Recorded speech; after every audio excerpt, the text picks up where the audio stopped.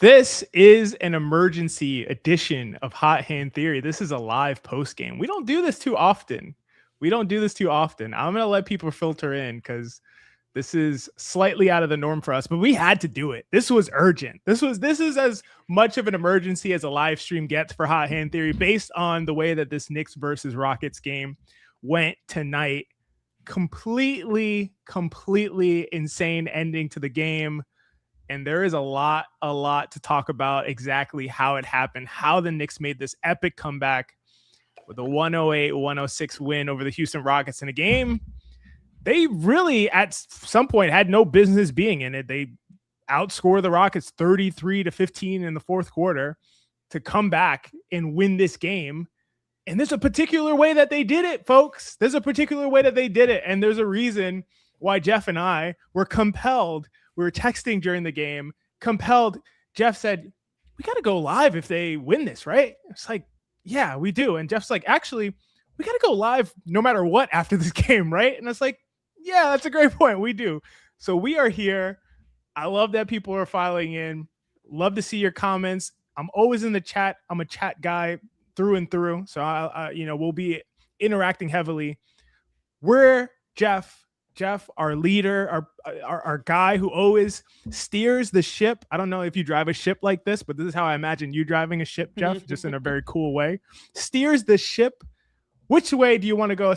By the way, shout out to Neo Marioism, our guy, who just dropped an amazing super chat that we really appreciate and is not expected or required. We will engage with everyone we can throughout the show, but it is extremely, hugely appreciated, and I will read that in a moment. But Jeff, where do you want to lead us? I have to say this, and I'm going to say this. I'm saying this as an analyst. I'm not saying this as someone whose dad is from the New Jersey, New York area, who's rooted for New York sports teams my whole life. You know, we've kind of shifted into this role, you and I, XJ, of like, we love the NBA. We just love the NBA. You know, that's what sort of connected us more than anything. And even more so than originally covering the Knicks and being Knicks fans. If this could completely alter the trajectory of the Knicks season, this fourth quarter, it was looking like another disappointing loss for the Knicks against a team that doesn't seem to play great teams well. And make no mistake, the Rockets are a great team. They're not a good team. They're a great team. They're a top 5 team in a very, very good NBA. They are a slightly worse version of the Pistons team that has throttled the Knicks, but they play a very similar style. And it was looking like another disappointing performance, down 18 in the fourth quarter. And to win, to come back would have been special regardless. But if they came back with shooting variance or, you know, the same things we've seen for the last 3 seasons, it would have still felt like, okay, they're going to keep playing the way we've seen them play. We're going to have the deployment and the strategy shortcomings that we've noticed. For them to come back with Karl-Anthony Towns surrounded by 4 shooters, something that XJ said would bring a championship to New York before Karl-Anthony Towns played a game as a Knick, is potentially a franchise-altering happening. Because if they come away from this game with the understanding that the ceiling of this team lies in maximizing Karl-Anthony Towns the way he needs to be maximized, then for the first time in 1.5 seasons, there's light at the end of the tunnel for this group of players.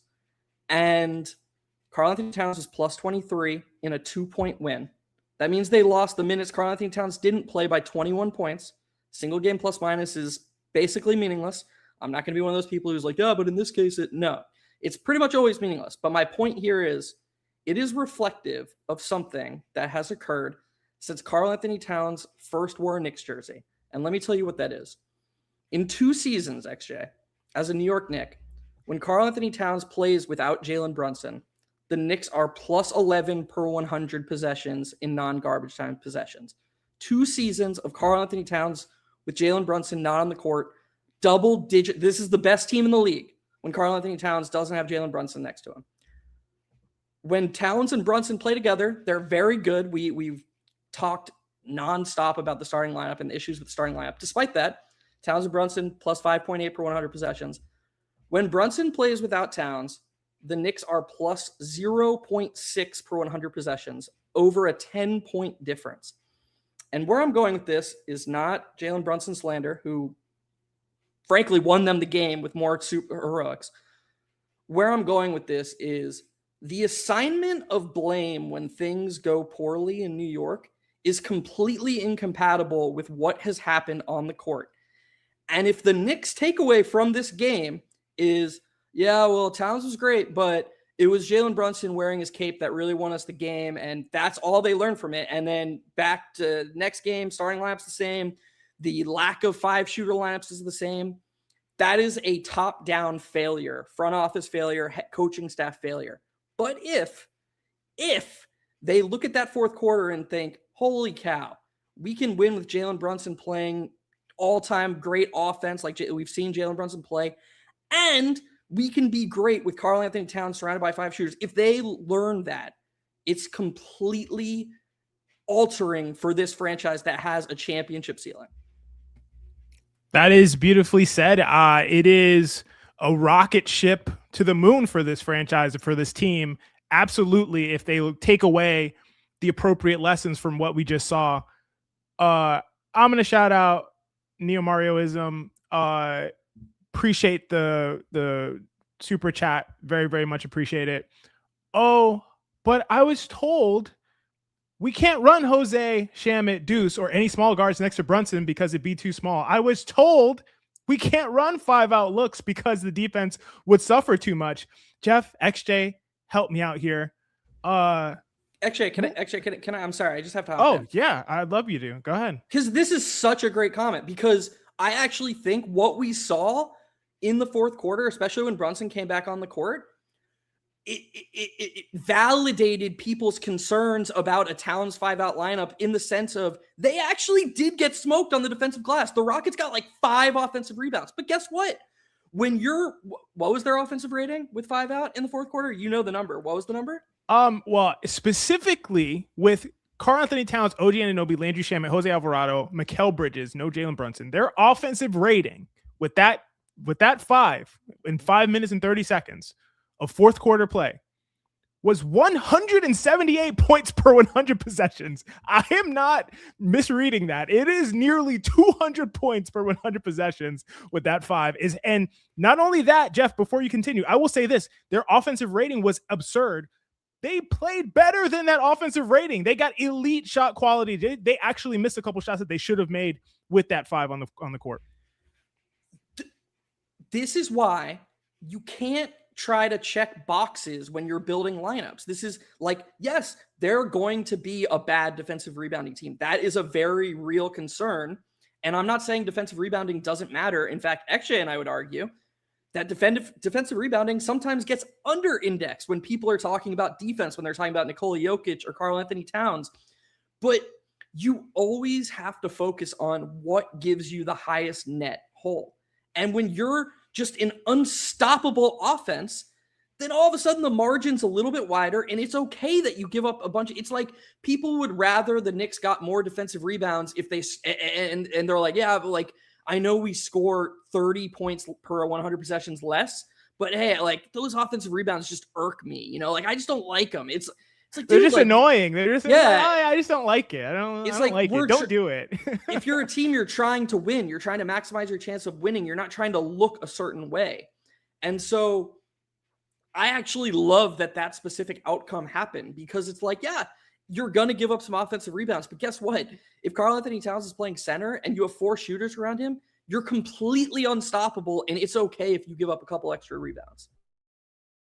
It's perfectly said, because that is the case. And this is the case that we've argued for 2 years now. And this has been so frustrating. This has been the bane of my existence. And I know on social media, if you follow me there or see our Hot Hand Theory episodes, podcast episodes, where we talk about the Knicks, this is like a broken record. We talk about the same thing over and over again. It's like, man, you got to play 5 shooters. There's like relentless a number of shorts that we have where we're talking about 5 shooters. We're talking about surrounding Towns with shooting. We're talking about it. And the reason you see, even if the Knicks lost the game, just that stretch, if you just watch the quality of shots that are created under those circumstances, it is elite quality shot after elite quality shot every single time. And it's because it's just easier to create offense that way. You have Karl Anthony Towns. If you're going to hate him, hate him. If you're going to love him, love him. He can be as polarizing as possible. But guess what? He is a New York Knick. He is on the team. The trade deadline is over. He is here. He is signed. He is going to be a part of this team. If they're going to win a championship this season, it's only going to be with an actualized Karl Anthony Towns, who is the best version of himself. And the team is only going to be the best version of this team if Karl Anthony Towns is the best version of himself. So he is here. So if you're a Knicks fan and you want to see the Knicks win, you need to see Karl Anthony Towns win. You need to see him play the way that he is able to play. And the only way that is happening consistently is when there are 4 shooters next to him. We've seen that over 2 seasons in hundreds of possessions. The Knicks are plus 12 per 100 possessions. Every time they have any assortment of 5 shooters on the court, they're even better than that when it's Towns and 4 other shooters. This is consistent. This is in the data. This is in our any lay analysis of the game that we can have. If you want to win a title, this has to be a critical function and choice that the coaching staff is making for a large part of the game. It's not the entire game. It's not 100% 5 out. That's not my point or Jeff's point. We talk about playing Mitchell Robinson, Josh Hart together. Hey, now we have a different personality and identity. We can play rough and offensive rebound our way to a good offensive rating and play defense. And then we're going to go 5 shooters, and we're going to have Jose and Brunson and Shamet and OG and Mikhail and Deuce when he's healthy, and Karl Anthony Towns, and you have this unique array of players that you can deploy in all of these different ways, and you can dominate in all of these different ways, and you can get the best out of each of these different guys in different ways, and you're just choosing not to do it. You just gotta do it, And if they did this, they'd be a lot more likable, is what I'll say to somebody else's comment who asked if this is a likable team. And shout out to Nick Me Once, who says HHT post game, love the content, keep it up. Very much appreciate you, Nick Me Once. Thank you so much. Like we said, we are going to be engaging with the chat. We gotta get our perspectives off here first for a little bit before we get there. We're gonna get there. This is 2 seasons of like catharticism. That's not even a word. Coming like this is just like it's literally 2 seasons of we've been talking about this forever. And I mean, for all we know, they're going to come out against Chicago tomorrow and have learned nothing, but for one night, there appears to be light at the end of the tunnel. And it's one aspect actually that we've never talked about. I know you like intuitively know this, and maybe we kind of disagree about some of the details of this, but I would argue that if you look at the elite point guards in the NBA, Shea, Luka, Brunson, Cade, Halliburton, LaMelo. If you look at these guys, I would argue, and some Knicks fans might disagree with me, that on the spectrum of those point guards, the guy who needs max space on a relative basis the least is Jalen Brunson. And so I sort of get maybe Cade is up there too, but yeah, Brunson or Cade, I would agree. Yeah, that's a good point. Yeah, because what Cade's doing in Detroit is ridiculous. But my point is that you can almost construct 2 different teams and build a bunch of really awesome Hart, Mitchell Robinson lineups with Jalen Brunson at the head of that snake. And it's Brunson's overall impact won't be stunted that much playing in those lineups more. And then also, when you're playing bully ball around Jalen Brunson, when you have bigger lineups, when you have Diawara or Sohan with Alvarado, it's Brunson's defense doesn't hurt you as much, and his offense isn't going to be affected anyways because he's so great. His primary goal is to hunt these switches and to get these mismatches. So I'm not saying that 5 out space would do nothing for him. Of course, he would be a better, more impactful player in maximum space. But on a relative basis, he might not be as affected. So you kind of have these. You said such a great thing at the end of your Lockdown Knicks episode, and shout out to you. You did such a great job over there. You talked about this Knicks team has the potential to play any style, and they just choose not to do it. But it's right there for them. And we saw a version of that tonight. And this is just the tip of the iceberg, because guess what? You're not just going to stop playing Josh Hart or Mitchell Robinson. Again, like XJ said, that's not what we said. If you play more 5 out, you're going to play Josh Hart and Mitchell Robinson in more optimal lineups too. That all of a sudden you're going from 0 optimal lineups to multiple. Like, this team has the potential to be one of the best teams in the NBA, and they showed a fraction of that potential tonight. And there should be a lot of excitement amongst Knicks fans, but like slight trepidation in terms of, has this coaching staff earned the fans' trust that they're going to turn around and lean into these principles? We don't know. For Knicks fans' sake, we can only hope. To your point, which I think is an incredible point, Jalen Brunson is a unique player in the league. And I think if you're not recognizing what you said, that he doesn't necessarily need space to operate at his most optimal level, that is a unique skill. I don't think that's a skill that Tyrese Halliburton has. And you and I have talked about this to some extent. I don't think that Tyrese Halliburton can be as effective as Jalen Brunson in these circumstances. And so you are losing a competitive advantage that you have by having Jalen Brunson and not deploying him in those ways, not saying, oh man, we can go big. We can go with rebounding heavy and not lose much offense because Jalen Brunson can still score in a phone booth or whatever, shoebox or whatever analogy you want to give. He can still score consistently. So we're not even losing anything. So we have that. That's an advantage that nobody has. You can't put Tyrese Halliburton next to Mitchell Robinson, Josh Hart, and Jeremy Sohan and say, go ahead, Tyrese, rip him up. It's not going to happen. He's going to struggle in that situation. Jalen Brunson won't, and not nearly as much. And so if that's the case, you maximize that, and you also maximize Karl-Anthony Towns, who's your next best player. This is the only way that you're going to get the most and squeeze every single drop out of this team. You have to think in these ways, and we haven't seen it enough so far this season. We had talked about this coming into the season with the coach, Mike Brown, being cautiously optimistic, hopeful for the way that he might deploy in different ways than Tom Thibodeau did. And we saw some really, really optimistic stuff early in the season. And then, unfortunately, it seemed to have taken a back turn. And suddenly he's like, well, I remember you sent me some data like a couple of weeks ago. And it was like, do you know, since January 1st, Mike Brown has played like 5-shooter lineups, like 10 minutes or so. It's like some absurd number. It's like, bro, what are we talking about here? Why'd you come here to do the same thing that was happening before? You're still not maximizing the team. Let's go. And like you said, if the takeaway from tonight, from this amazing win, this comeback win, where every single shot that they had with 5 shooters on the court, almost every single possession, was incredibly high quality shot attempts, whether they went in or not. And it wasn't just Towns, OG, Shamet, Alvarado, Bridges. It was Towns, OG, Brunson, Shamet, Alvarado. Their offensive rating with that 5 on the court was 133 per 100 possessions. So it's like, you gotta lean into this. You gotta learn from this experience, and then you have to build on it. You just have to. And real quick, shout out to Cliff.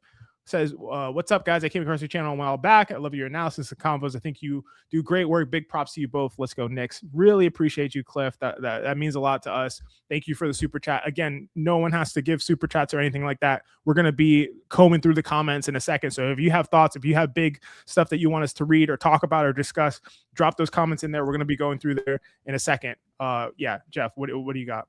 Actually, I'm gonna put you on the spot here, because I've told you this before, and guys, actually, I was gonna say, "Oh, you're stupid." No, you're not. You are, in my opinion, the most brilliant person I've ever, literally ever encountered, and I think you are in this specific case unrivaled, unparalleled in terms of just coming up with an answer.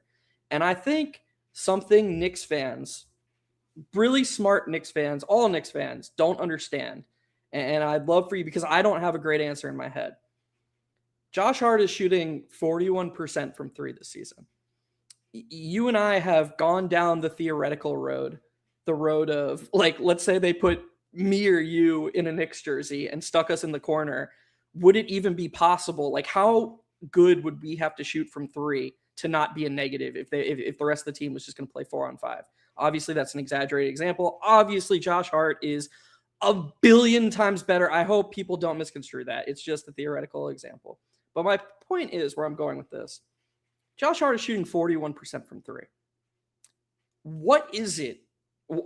Why is it just that teams, no matter how good he shoots, that negative gravity is just always going to be there? Does he not have the volume? Has he proven that what is it that prevents him from being in these 5-shooter lineups the way someone like Jose Alvarado, who is shooting worse from 3 on the season, like what is the differentiator there? Why can't Hart be in one of those 5-out lineups?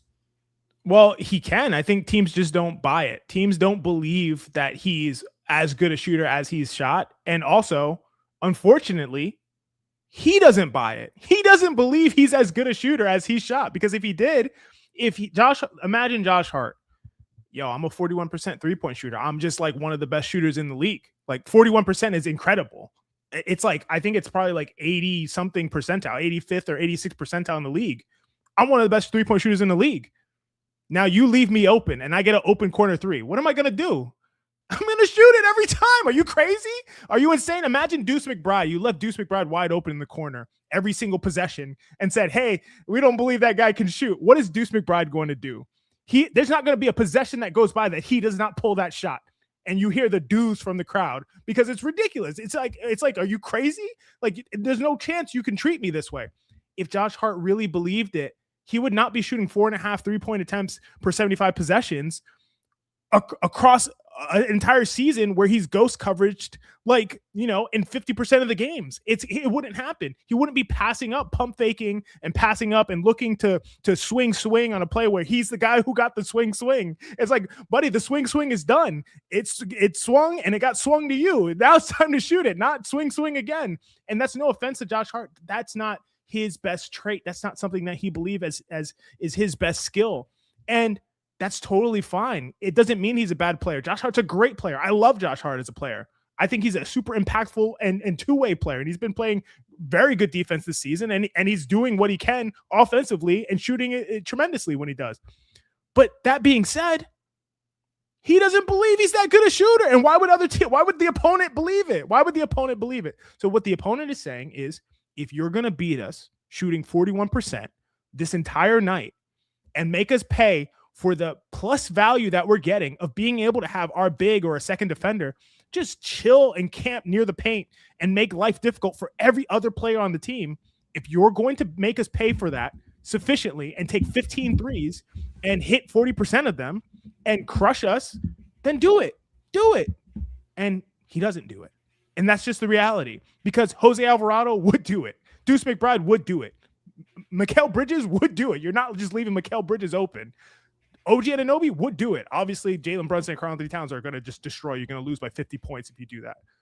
It just can't happen. So unfortunately, that's the reason why it doesn't happen. It doesn't happen. And I don't know the psychological element. We've seen this from other guys. Draymond Green has had years where he's shot 38% from 3 and done and like suddenly he's like a really good shooter and confident. Other years where he just can't shoot the ball, like this season he's been completely awful, like literally no ability to shoot the ball. We've seen this from shooters, and I don't understand the psychology of it. I've never played at this level, obviously, you know, like playing in high school is nothing like playing on this level. And so I don't begrudge anybody, but the coaching staff has to adjust appropriately and accordingly, right? You have to make decisions with that understanding in mind, and the way that teams are treating the player, the way that the player reacts to that treatment. And so given that, you have to be able to play some of these lineups. You have this incredible lineup flexibility. You bring in guys like Jose Alvarado, and you have a guy like Deuce McBride when he comes back healthy. These guys can play defense. Oh, Alvarado was incredible. Like, shout out to Alvarado. Shout out to Jose, who was just like amazing. Steals, doing his GTA things. Like, he just does. It's just awesome job. But you have guys who provide you this flexibility and versatility, and you're not using them in that way. I just really hope that the Knicks learn from this game and see this game and watch the fourth quarter film and watch the quality of shots that they got every single trip down the court. Unbelievable quality shots without the defense completely cratering. The defense held up. Houston missed a bunch of shots. The Knicks won't win this game without Houston missing a bunch of shots. That's just the reality. But that's true for any game that you're trying to come back 18 points down from in a single quarter. So you need the other team to comply. But if you're going across an entire game, you don't. You can outscore them. And the Knicks can do that with anyone in the league as long as they lean into their strengths. You brought up Alvarado. I don't know actually if I've seen too many guys who time their random cheating off their man the way Alvarado does. If he Yeah. sees you're the ball handler and your back's turned and you won't see him coming, that dude is going for it. And he gets burnt so infrequently. And a couple of those Rockets possessions, like back to back at certain points, didn't even end in a shot. So, like, I agree with you. Of course, the Knicks benefited from some positive variance in the fourth quarter, but Alvarado helped them make their own luck too. They balanced out, giving up some offensive rebounds with ending possessions with the turnover, which is hugely valuable. He's just a really, really pesky active defender, and the Knicks got a good one there. He's so good and works exactly for what they need. I love that Brown is willing to do something. Like, he's willing to play Jose and Brunson together. And I'm sure that was part of the calculus when they decided to trade for Jose. They said, listen, he can't just only play instead of Brunson. Like, it can't just be a 1-for-1 and that's exclusively how they play. Are you willing to play them together? Is that something that just feels like it can't work? And to his credit, clearly he believes that they can work together. So it's awesome. I love that they play together. And I love that Jose is able to provide that. Not only can he stay in front and navigate screens and all those things, but to your point, that timing that he has is an unteachable skill, because he is anticipating, like, when the opponent, when the guy with the ball is going to look away and look back and notice him. If they noticed him, is he giving away? Is he telegraphing that he's coming to go for a strip? Like, I would imagine Julius Randle playing against Jose Alvarado would be his complete nightmare, because every time Julius would go to his spin back down, he'd be losing the ball because Jose is so elite at that skill. And it's a small thing, but to me, I just think, I don't know about you guys. Again, appreciate you guys for being here. We never go live. We got almost 120 people here with us. Hopefully you hear the passion in our voices, our excitement of talking about this stuff, because these are things that we've been thinking about for so long, have been talking with you guys about for so long. You guys are super receptive to it. And whether you think similarly to us or you think differently than us, you're open-minded enough to, like, consider these ideas and be like, maybe they should try it. That's what we're asking, man. You got to try it. You got to do it. You have less than 30 games left, I think, in the season, or is it 30? It might be exactly 30. You got, like, a few dozen games left in the season. You gotta see what you got going into the playoffs. You can't go up against the Detroit Pistons and be like, yeah, we're gonna do what we did last time, yeah, and we're gonna beat them in a 7-game series, and we'll just be better at it. Jalen Brunson will just bring us home. No, you gotta try things and see what you got and see what works really effectively. How are you getting the highest quality shots? Is your defense really taking a hit? Is, when you play these 5-shooter lineups, are you actually taking a huge hit defensively as you thought you would? Are you on the net? Are you just better and the defensive hit doesn't really matter? Like, let's learn these things. Let's try these things. And it's really I'm just really grateful to see them do it tonight. Mike Brown, don't wait for it to be an emergency situation. Don't wait and say, hey, we're down 18. We got 12 minutes to make it up. Maybe let's go 5 shooters. Who knows? It's not that kind of thing. It's not the kind of thing where it's like, break glass in case of emergency. Let's, play empty goal with no goalie. It's not that kind of thing. And that's almost, to me, Jeff, I don't know how you feel about it. It feels like that's how he deployed it, as almost like, let's just go no goal. Well, we got nothing to lose. Let's go open goal and bring the goalie into it. Like, no, like, this is a way you can play across an entire game, or for large stretches of games. Obviously, when you have Mitchell Robinson and Josh Hart, you're going to play those guys because those are great players. But I don't know if he came into this game, it feels like he was thinking of it in that emergency desperation way. And do you think this is going to change his mind moving forward? And after you answer that, I want to get into the chat, because we got tons of great comments and I've seen them throughout, and I want to bring some of them up. But yeah, I think in the short term, Knicks fans are going to see those lineups more. I still don't think there will ever be a starting lineup change, which to me is still, not to be a downer on probably the peak of the Knicks season, but I don't want to bring Knicks fans down. But to me, that's just a ceiling capper, because I do think that the Knicks have one of the best 9-man rotations in the league. And synergistically, if you just, I know he's hurt, who knows when he's been back or when he comes back, but let's say Deuce can't just come back and jump in the starting lineup. Even if we're talking about Shamet here, if you roll out a starting lineup of Brunson, Shamet, Bridges, OG Anunoby, Towns, and your bench is Deuce, Alvarado, Josh Hart, Mitchell Robinson, put the Thunder in their own category when the Thunder are healthy. I think the Knicks are in any conversation for best 9-man rotation in the NBA if you have an optimized version of those 9 players. And so, and I love the point you brought up about, like, we just got to see it, because there are things that we don't even know that could happen. Like, you're talking about maximizing lineups and giving lineups that have the best net. But what about what it could do for the players in other suboptimal lineups? Like, how do we know, and I'm not saying this is definitely true, but how do we know that guys like Bridges, guys like Towns, if you put them a higher percentage of the time in lineups that are catered to their skill sets and give them a better chance of succeeding, how do we know that that won't have compounding effects from a rhythm perspective? And we don't know. We truly don't know that that's not true. Well, all we know, the only thing we literally know is that one lineup probably isn't their best lineup. That is like the only thing we know about this team.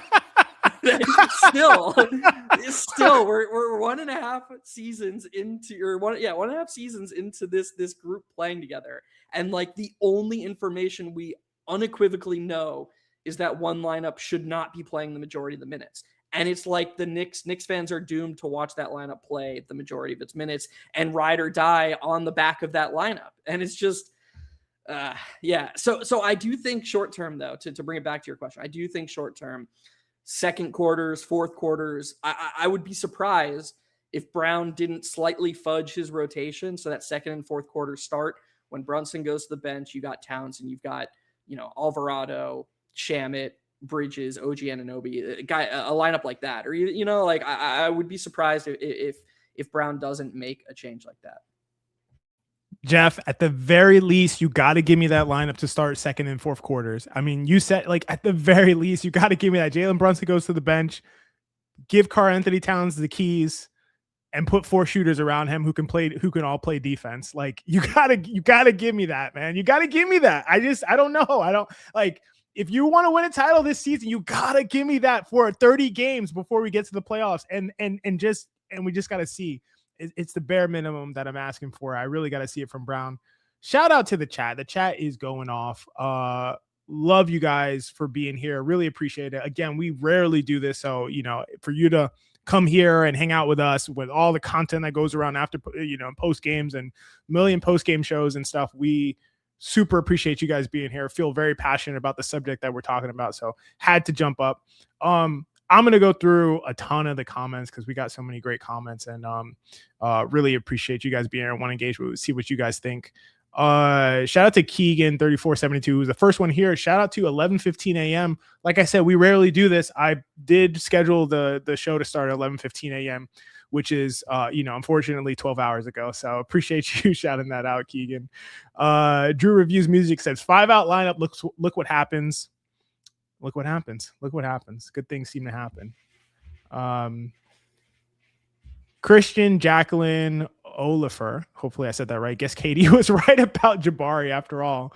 What did Katie? Do you remember what Katie said about Jabari? I don't even remember the specific. I shouldn't say it on here. Oh, it's like it's like you can't say it. Damn, Christian, why are you trying to slip us up, man? What's going on? First of all, let's be clear. We don't know that was Katie, but allegedly he called him the R word. Gotcha. All right, Christian, I'll let it slide. But also, sorry, not to be like, I thought Jabari was good in that game. I don't know. I have a soft spot in my heart for Jabari Smith, so maybe I'm just always seeing the good. Christian's just memeing, man. He's just memeing. Rise FM says can't win a game turning the ball over 9 times in the fourth. Yeah, I mean, Houston wasn't good in the fourth quarter. Like, that's just a reality. Like, you're not going to win. You're not going to win a game that you're down 18 points and without the other team missing shots and making turnovers and things like that. Like, it's like not enough time. You can't outscore teams in the NBA that way. So there had to be some compliance. The fact of the matter is, though, not that they won the game, but it's how they played with those lineups on the court. That is what we need to see more of. Yeah. You're right, but the Rockets had 5 more offensive rebounds, shot 7 more threes, and outshot the Knicks from 3. They got to win that game. Like, they just got to win that game. Yeah. That's if I'm a Rockets fan, I'm pretty You're talking about just in the fourth quarter? No. I'm saying overall, that's what the game looked like. Of course, right. the fourth quarter was a mess. That's part of what played into the Knicks' hands. But no, but they did. The Rockets did out rebound the Knicks by 5 in the fourth quarter too. Oh yeah, I believe that they were getting tons of rebounds. If I'm a Rockets fan, you just gotta that's a really, really disappointing result, because especially coming off the heels of an amazing KD performance in Charlotte, where they beat an underrated Charlotte team. Beating the Knicks the way it looked like they were going to beat them early in the fourth quarter, not only would have been a statement, but like the momentum would have been strong for them. And now it's like, oh man. And it's like KD was plus 15 in this game. Like, they need to be able to do more when Durant's on the bench. He's 37 years old. They can't count on him to play 38 to 40 minutes every single game for the rest of the season. KD's been great. He went amazing crazy against the Hornets the other day. Yep. Like, on both ends, he's playing some of the best defense I've seen him play in his career, and he's just been sick to offensive. Like, KD's he's on a rampage right now, and so the fact that you're beating this team with KD and his performance like that, and how he's been playing of late, it's a huge win. I forget which Rockets content creator or analyst said this, so I apologize to this person, but somebody made like a post or a thread about how Durant's been underrated, and a big part of why he's been underrated is just how good his defense has been. Like saying he's playing almost like all defense level defense. And I thought we saw more of it tonight. Like, he's bringing it on both ends. He was great. Yeah, he's been great. He's been a monster. Sitting Bernardin says, "Oh, shout out to you. I feel the same way. We're excited about it." Neil Marioism earlier said, "So happy you guys went live. So happy. Really appreciate your support, man. Like, we just had to after that game." Brandon Williams says, "Hart has been awful lately. Glad coach sat him down in the fourth." What do you think about this? Like, I want to spend a little bit of time on that, because Josh Hart, I think it's strange, and you would think, we talk about this a lot, where, like, when guys are already pretty good but they don't shoot well, if they have like a hot shooting stretch, typically their impact goes through the roof. We saw it with RJ Barrett a ton. It's like, RJ Barrett's, he's pretty good, and then he's shooting hot from 3. If RJ Barrett has a stretch of games where he shoots like 42%, his impact's gonna go through the roof. It's gonna be like, whoa, this guy is actually ridiculous. Maybe he's like a top player in the league. And then obviously his shooting comes back to earth. But for Josh Hart, doesn't necessarily seem to be the case. He can shoot well and still not really be a super impactful player. Maybe it speaks to a little bit of what I talked about earlier. But what are your thoughts about that? Do you feel like Hart's just been bad lately? What's going on with him? He hasn't shot like particularly well over the last few games, but he hasn't been terrible. Besides tonight, didn't make a 3. Yeah, what I noticed about the game specifically tonight is there seemed to be a lot of like, he was unsure of his decision making. It seemed to be a lot of like, should I shoot? Should I drive? And the thing is that in the lineups he's playing, and even in the lineups that we've been talking about, maybe they shouldn't play as much, they do what they can to maximize Hart's impact. Like, he screens more than Towns does. And when the Rockets are defending the way they were defending tonight, which is a mix of Amen Thompson being incredible. But I mean, we should talk about Amen Thompson because we just did that video essay on him. Obviously, we can do that down the line. But I thought he played a really good game. I actually love the way they, after we made a whole video essay about ghost coverage and what the Rockets need to do, I thought they tried a lot of those things. But anyways, when the Rockets are defending Brunson the way he is, blitzing him at the level or using Amen Thompson to be super aggressive, they were much more aggressive in terms of trying to exploit Knicks non-shooters than on the other side of the ball. And that leaves a lot of room for Hart to operate in. And he has the potential to be a super helpful player, especially when he's shooting well, when defenses are going to guard that way. But there needs to be a conviction in his actions, not just quick processing, but a confidence and self-assuredness in the decisions that he's making. And it just didn't feel like tonight he was like, okay, I'm going to pump fake on this 3. Oh no, I'm inside the arc. It just felt like a couple of those possessions were very un-Hart-like. Like, you can talk about a lot of things with Josh Hart, but when he's at his best, there's like a swagger, there's a confidence. There's no questioning his decisions or doubt. Yeah, it's a great point. The Knicks have several players like that, though. It's kind of funny. It's like Mikal Bridges is sort of like that. Like if he has his confidence and self-assuredness, he's a different guy. You know, Karl-Anthony Towns to some extent a little bit like that. But yeah, it's interesting, and you see it less with Hart because he always seems to bring that regardless, and especially if he's shooting well, like he has nothing to feel less confident about. But given that he played 28 minutes against Detroit, didn't take a three, you know, against Houston, took 3 threes, didn't make any of them. I don't know. I don't know if I'm very hopeful this is not the case, but if he is kind of slipping into some regression and some expected regression, he's not a 40% shooter from three. He never has shot that over his entire career. He's 31 years old now. I don't think he's going to suddenly become that good a shooter. He can still be a mid-30s percentage shooter. But there's going to be some expected regression that happens at some point. And if that is happening, I think that could affect his confidence. So we'll see. Hopefully that's not the case for right now. And shout out to Jordan Bubb. Jordan Bubb says, XJ and I talked about an X a few weeks ago about coverage on Brunson late in games. XJ wants to play straight up. And I say I would double team because double team and make someone else beat you because arrow pointing to, I assume, the outcome and results of the game. Jeff, what do you think about this before I say anything? I don't think that's why I actually think that a big reason that the Knicks were able to come back in this game is because the Rockets were sending double teams. The Knicks hitting a flurry of threes off of actions where the Rockets were determined to let anyone but Brunson beat them. And the thing they couldn't give up was threes. It wasn't Brunson cooking people in isolation. I know that Brunson hit a couple shots. I'm not saying he didn't. Of course, he was helpful at the end of that game. But in this game, I don't know if the general strategy of get the ball out of Brunson's hands, make anybody else beat you was the reason that the Knicks, not doing that is the reason that the Knicks won. Yeah, I would agree with that. And I would also say just in general as a rule, even if it was, let's say the Knicks, you know, the Rockets chose not to double team and Brunson just went crazy and hit like 7 shots down the stretch and just like sunk them. To me, that wouldn't be evidence that you should double team. Like that would be an individual occurrence where Jalen Brunson had a great game and he's going to have those games. He's going to do those things occasionally. Those are things that are just going to happen because he's a great player. And if you leave him one-on-one in an island, he is going to be able to score a lot, even over guys like the Thompson twins and Dyson Daniels, guys that he's historically struggled a bit with defensively.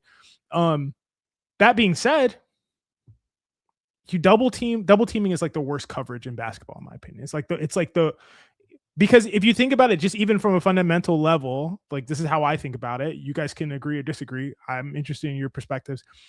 If you double team, now it's 4-on-3 to some extent, in some capacity, when that's the purpose that the offense actually wants to generate. The offense wants to generate 4-on-3s. They want to, and typically you have to work kind of hard. You have to say, okay, we got to get a mismatch, and then I got to get an advantage, and then now you have to bring a second defender, or maybe you let that guy kind of recover on his own, and like, but the offense is working to create these 4-on-3 situations. They're working hard, man. They take 6, 8, 10 seconds off the play clock in order to create these 4-on-3s. And as a defense, you're just giving it to them. You're just saying, no, that don't work. It's just, you chill there. You just stay and don't go anywhere. Take a load off, take a seat here. We're going to give you the 4-on-3. Like I can't condone that really under any circumstances, unless it's like these crazy situations where you need to make a comeback. You're down by a ton of points. You're playing against OKC and you're like, yeah, let those suspect shooters beat us. Oh, Shea, you're not going to beat us. And we're down, 20. And if you hit a bunch of threes, we're going to lose regardless. We just need you to potentially miss. Like we've seen the Timberwolves do that against the Thunder and come back and win games. And that it's been a terrible experience for me as an OKC appreciator. So in those specific situations, it makes sense when you're trying to, win a game like this. I would essentially never do it, but I understand why there's a feeling for it. As Rise FM says, Brunson came alive in the fourth. I get the desire for it though. We also don't know, again, speaking of things we don't know, because it's just it's really hard to isolate these things. If you're not working as hard offensively to create advantages, it feels intuitive to me that you would have more focus and energy on the other side of the ball. So like it's totally possible that when you make the offense work less hard to create the shots that they're trying to create, not only are they getting higher EV shots, but also like maybe they just have a touch more energy to play defense on the other side of the ball. So these things could matter. Yeah. No, it's a great point. I love that. Bitcoin Webby, shout out to you, says I used to pray for times like this. Appreciate it. You being here, super supporting us all the time. Really appreciate you, man. Yeah, he always drops amazing comments in our on our videos and stuff. He's sweet. Webby's the goat. Apologies, I don't know. Webby's the goat for sure. Brandon Williams says, do you guys think this team is likable? Good try. It's a good try. I appreciate you, Brandon. Rise FM says, and Brunson drawing 3 big charges was crucial as well. Absolutely. Yeah, that was really critical. Actually, Jordan Bubb's arrow was I thought there might have been a follow-up. I was gonna say something, but you have there were like 3 comments between. More times than not, Superstar will beat one-on-one, and Rockets decided to play straight up and got burned while the whole game double team worked. Even the Knicks were running bad lineup, but still. Yes, there were situations where, and actually, what's really interesting is the Rockets deployed this against the Hornets, and LaMelo. In the prior game that they just played against the Hornets, it was actually really strange. I remember I texted you about it, Jeff. I was like, they're running this really weird offense where they're just like double teaming LaMelo up high, like, and they were getting crushed for it. Like they were just paying for it every single time, and they just stopped doing it. It's like, I think it's something Ime wants to do sometimes, where like he's just trying to throw that look at you, where he's just double teaming and just saying like, here, try to figure it out. We'll play 3-on-4 on the back end, and our guys can fly around enough to recover. But yeah, I don't think it was like, I would have to look at like data on how it worked out. I don't think it was particularly positive for them in this game overall. But regardless of how it went in the one game circumstance, it's just not something I would do consistently. Also, I gave up the endeavor because the new ESPN play-by-play is an absolute tragedy. I can't believe that was that I cannot believe that made it past the drawing board. It is one of the worst updates I've ever seen in my entire life. It's terrible. Didn't the Knicks like not score at all throughout the whole game with Brunson on the court, and all of their scoring came in the 2 stretches when like I'm sorry, Jordan, you're so consistently supportive, but I just don't. Jordan's the man. Yeah, I agree. I just don't think my takeaway from this game would have involved anything about how the Rockets defended Brunson specifically. Like Brunson didn't have his best game until the last few minutes of the game. The Knicks generally weren't very successful with Brunson on the court. Like he was, what was he? Was he -10 in this game? He was -10 in this game. The Knicks, the takeaway from this game is that when it doesn't matter how good your defense is, when you put Karl-Anthony Towns next to 4 shooters, it's really, really hard to stop that offense. Yep. Yeah, totally agree. That's my takeaway as well. And Neo Marioism says, completely agree with Jeff there, because even when they were up 13, I felt weirdly upset. And the reason was just because the process was ass. Yeah, I think that I actually agree, because, and it's interesting that you watch the game like this. I'm curious how you all watch the game, but like Jeff and I are both very process oriented. Like it's not about, okay, cool, you can make shots. Maybe you can make tough shots. And when you got guys as good as Jalen Brunson, Karl-Anthony Towns, like these guys that they have, they're going to make tough shots, and they're going to be able to win and play well and succeed in less than optimal conditions because they're just that good. But to me, if I'm looking forward to winning a championship, and as you know, a Knicks fan and a Knicks analyst and someone who cares about the team, you know, Jeff and I watched the entire NBA and love the NBA and basketball at large. But I'm a Knicks fan. I grew up watching the Knicks. I grew up in New York City. Like that it is what it is, and I want to see them win a championship. And you're not going to do it if you're not having a good process. You can't just get by off of like, yeah, we don't have a good process, but our guys are so good that they'll pull it out. Like nobody's that talented in the NBA. We saw the Oklahoma City Thunder almost lose in the finals. That's one of the most talented teams like ever. It's ridiculous how talented that team is from top to bottom. And they almost lost in the finals against a less talented team than them. And that's just how things go. You have to be on the ball. You have to play at a ceiling level in order to win championships in this league. And so process is always going to be more important than short-term results, in my opinion. Yeah, we talk about three things with team building for the most part. Of course, there are a bunch of other micro things to analyze, but for the most part, we're going to talk about top-end talent, depth, and synergy. And the Thunder max out all three. It's they have guys who they have an MVP candidate, an MVP. They have two perfectly fitting all NBA level players when they're healthy and at their best next to him. And then they also have the best depth in the league. So think about the way people talked about the LeBron Heatles. Like the LeBron Heat team, okay, they had an MVP, and okay, let's give them the edge because LeBron is arguably he's one of, if not the greatest basketball player of all time. Let's give the Heat the edge there.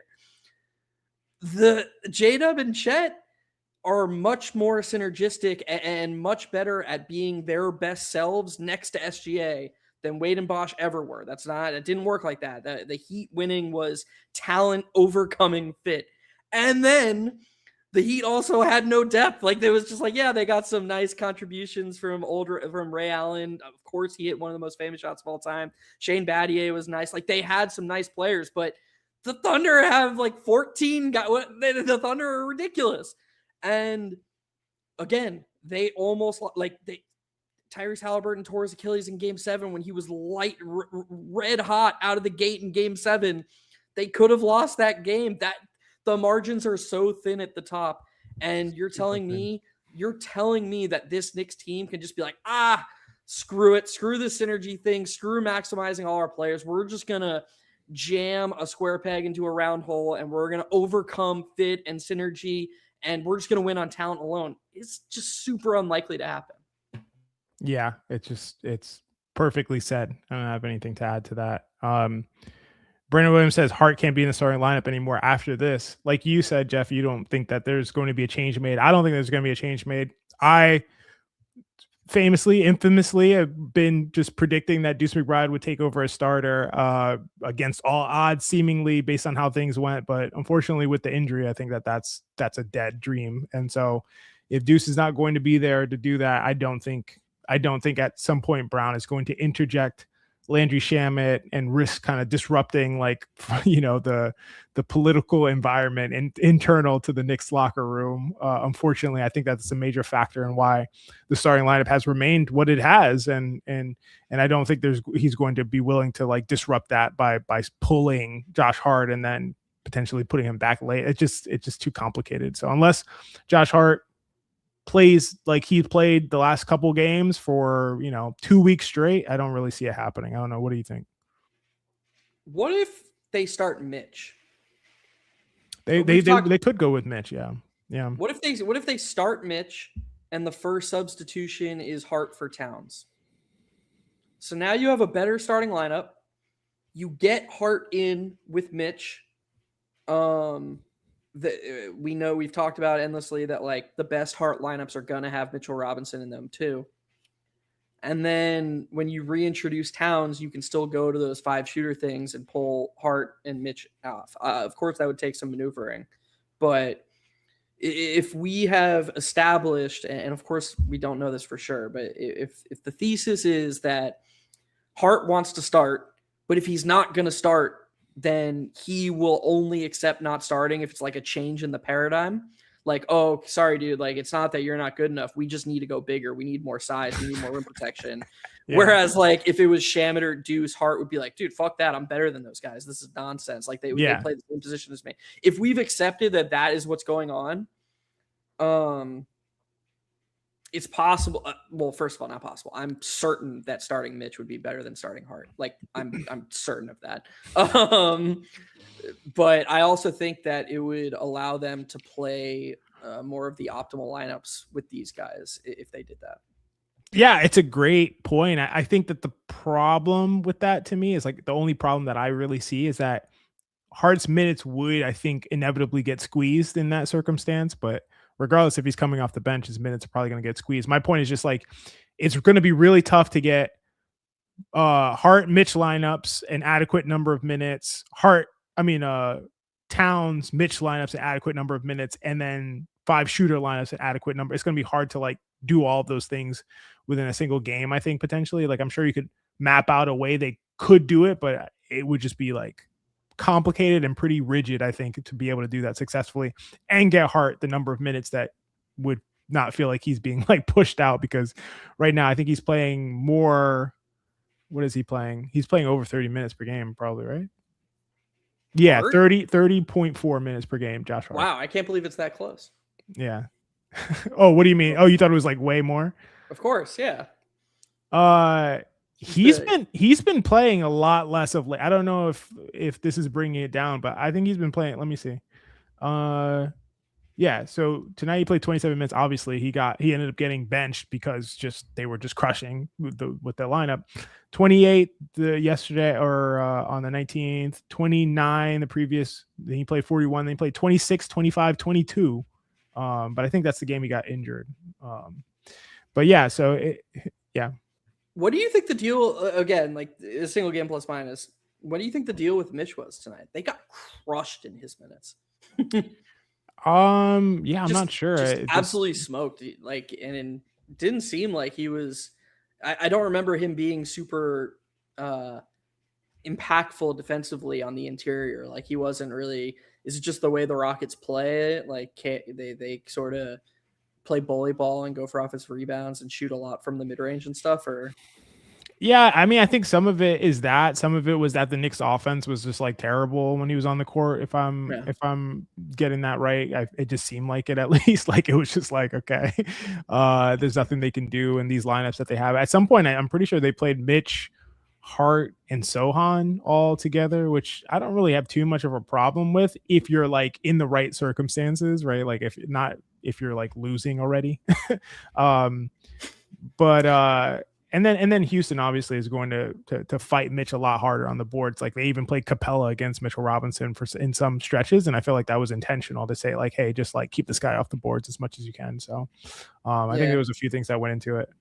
The thing about that too, though, is like that's another example of what you were talking about in the Pistons game. Like, yeah, the Hart, Sohan, Mitch, or multiple non-shooters, and being like, we're gonna play bully ball, and we're gonna not focus on space as much as we focus on, being tough and size and winning the rebound battle. That's just playing into the Rockets' hands. Like even this version of the Rockets without Steven Adams, you're not gonna be better at that than them. They're big. They're still big. And I'm just laughing because it's like two teams now that like are literally the teams in the league who are more fixated on even than last year's Knicks on being the toughest, most physical, most bullying teams. And like, there's no more two teams that are more, bent in that direction than the Rockets and the Pistons. Obviously, we know Ime Udoka is like, I'll just play Kevin Durant at shooting guard. I don't care. Like, I just want to have I'll play Steven Adams and Clint Capella together along with Şengün. Like, I don't give a F about it. Like, let's just, we're going to be the biggest bullies on the block. And then we know what the Pistons do. Like, that's their whole identity. These are the two teams that are most in that identity in the league. And to the point that I made when they played against the Pistons, you got to go 5 shooters to counteract it with a different identity. They did it against the Rockets, and it was pretty effective. So, but also, to your point, Akshay, we didn't even mention this part of it. The Rockets are like the closest thing the NBA has to the Pistons. Yeah. There's a, very solid chance that the Knicks and Pistons meet. Yeah. And how could you, in the playoffs, that is, if you're Mike Brown, you're the coaching staff, how could you not walk away from this game and be like, oh, we don't want to play the Pistons game. We want to do what we're like, how could that not be the takeaway? That's impossible to me. That's actually impossible. if that's the takeaway from like, I just that would be so ludicrous on so many levels. That would just be absurd. That would just be absurd. Unfortunately, Jeff, you've like infiltrated my brain, and now I just don't believe any coach is going to definitely take away like the most obvious thing. I just don't. So we'll see. I don't know. Who knows? And like it's up in the air. I'm famously the pessimist, and you were the optimist when it came to the coaches. Yeah, that's right. No, it's actually true in this case, but it's just funny flip. Jared says the problem with these defensive lineups is that they can't score, so they make it easy for the opponent to get on transition, paradoxically making the defense worse. I think it's a good point. I think that when the defensive lineups can't score, it doesn't necessarily increase the rate of transition, although obviously teams are going to push more off of misses than they will off of inbound. So like fundamentally, you're right. But I think what really increases the transition more than anything is missing layups. And that's been a big problem with Karl-Anthony Towns this season. He, even more so than his shooting not being his standard and what he's known for, is like he's just missing everything around the rim. He has all these long, straight line drives to the rim and then missing them. And teams are getting out in transition, and he's not back there to be a defensive anchor for them. So that's been a problem as well. I do think this is a consideration as far as the defensive lineups, but I do think the defensive lineups, if we look at some of the numbers, my guess is that they would hold up in terms of transition defense. Although your reasoning is very sound, though, I'll say. It is, but he also, Jared, you have to think about it the other way too. Like you can't have it both ways. So like, again, I love the point you made, but like, let's take it a step further. If your bad offense makes opponents more likely to score because it's easier to score off misses than makes, the other way could work too. Like if your defense is getting more stops, then obviously, like by the rule that you just said, your offense should be better. So like it's sort of a catch-22, or like it's just one of those things where it's like, it sort of just depends. It comes down to the variance of the turnovers and the types of stops you're getting. I don't think it's as simple as, oh, well, it starts with you being bad at offense and then that negatively affects your defense. It could work the other way too. Yeah, that's a good point. That's a very good point. It's an interesting conversation. So I love the comment, Jared. Appreciate that. Yeah, it's awesome. Neo Marioism says bad bin vibes based analysis nationwide for like the better half of 2 years whenever this team has struggled. Yeah, this has been, Jeff, you look like you got something to get off your chest. I know when to get off the way. It's not been vibes. It's just been let's bury Karl-Anthony Towns. Are those the vibes? I guess those are the vibes all the time. All the time. It's just, dude, fuck that Karl-Anthony Towns guy. It's crazy. It's just crazy. I just can't believe. It's basically like we Knicks fans collectively have decided, correctly or not correctly, that Jalen Brunson is just off limits. Like this guy, the captain, he chose the Knicks. He's going to retire a Knick. Nothing. He is just, you cannot say a word about him. So like if you are objectively divvying up, assigning blame X% to each player, X, Y, Z, A, B, the A that is going to go to Jalen Brunson objectively just gets piled onto Towns. It's just like, no. Like this, oh, we lost?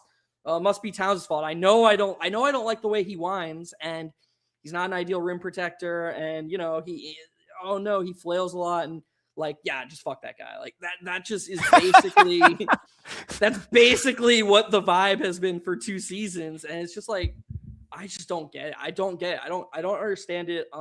Excuse me. I do get it. I do get why he's a frustrating player to root for. I do get that some of his mannerisms and his tendencies on the court are extremely frustrating. I do get that you look at this impact data that says he's, what is he at this point? 88th percentile defender per defensive EPM, and you're like, no way. No possible way. You're just like, I watch this guy get burned at the rim all the time, even though his rim protection numbers this year have been fine. I get all that, but it is just completely inconsistent and incompatible with what all the evidence says is happening. So I see what Neo Neo Mario's been saying, but it feels like anytime things are going bad, the vibes have just been, yeah, it's Towns' fault and it's never going to work with him. And I think actually, to throw it back to you, if we're tracing it all the way back, if we're peeling back the onion and trying to find the origin of why people feel that way, I remember that people would say about Tibbs, yeah, I see what you're saying about he's not doing this well, or I see what you're saying, but he is, I believe on the net, he is the solution. He is the best coach. So I'm okay with that. Like that is the driving force that drove them. And I think deep down with Brunson and Towns, Knicks fans don't believe that you can win with two perceived bad defenders. They just don't believe it. And they know that Brunson's not going anywhere. So it's like, okay, if we can't win with two bad defenders and Brunson's not going anywhere, then it's always going to come back to the same solution, and that's that Towns can't be on the Knicks. I do think that at its most pure and attempting to be rational form, when you peel the onion back, that is the origin of why Towns gets such a disproportionate level of blame and hate. I love that hypothesis. It makes a ton of sense to me. It's totally explanatory, I think, because I do think a lot of people believe like you can't win with two bad defenders or poor defenders or whatever the case may be. And yeah, like you said, Brunson ain't going anywhere. So there's only one option. I think that's a really solid hypothesis. And even if it's not the primary factor driving it, I know for a fact it's a factor driving it. There's definitely tons of other things, as far as people just disliking Towns and people just kind of rooting for guys that they like personality wise, or who they think that they like, not who they like based on what they think their personality is, rooting against guys who they dislike based on what their perceived personality is. That's a huge factor in it. So it's a combination of things, but the hypothesis you just mentioned, I think is a really strong one. Definitely. I know that has to have some impact. Can I just repeat, if you're still here, which would be amazing, hour and 6 minutes into a live stream that never occurs. If you're still here and you're someone who just doesn't like Towns, he doesn't mesh with you, but you're a Knicks fan, I just want to repeat, in 1.6x seasons of Karl-Anthony Towns being a Knick, when he's on the court without Jalen Brunson, the Knicks outscore opponents by 11 points per 100 possessions. 11. Like, he's been really good as a Knick. And I'm not telling you have to like him, but if we here at High Hand Theory, whatever team we cover, we're going to try and tell it like it is. And that is what is happening. So, like, to go back to the beginning of what I was saying, how it seems like any time things are going bad with the Knicks, the analysis from Knicks fans, from Knicks analysts, from nationwide analysts, from all NBA, like, you just see it all the time. It always goes back to Towns. It's just not consistent with what's actually occurred. Yeah. And the fact is, Jeff, like, I don't think either of us are like, man, Towns is our favorite guy to root for in the league. Like, what a fun, awesome. I mean, he does seem like a fun guy, honestly, but like, you know, like, oh, this is my boy, you know, like we don't feel that way about Towns. He just is a super impactful player and is helping you win.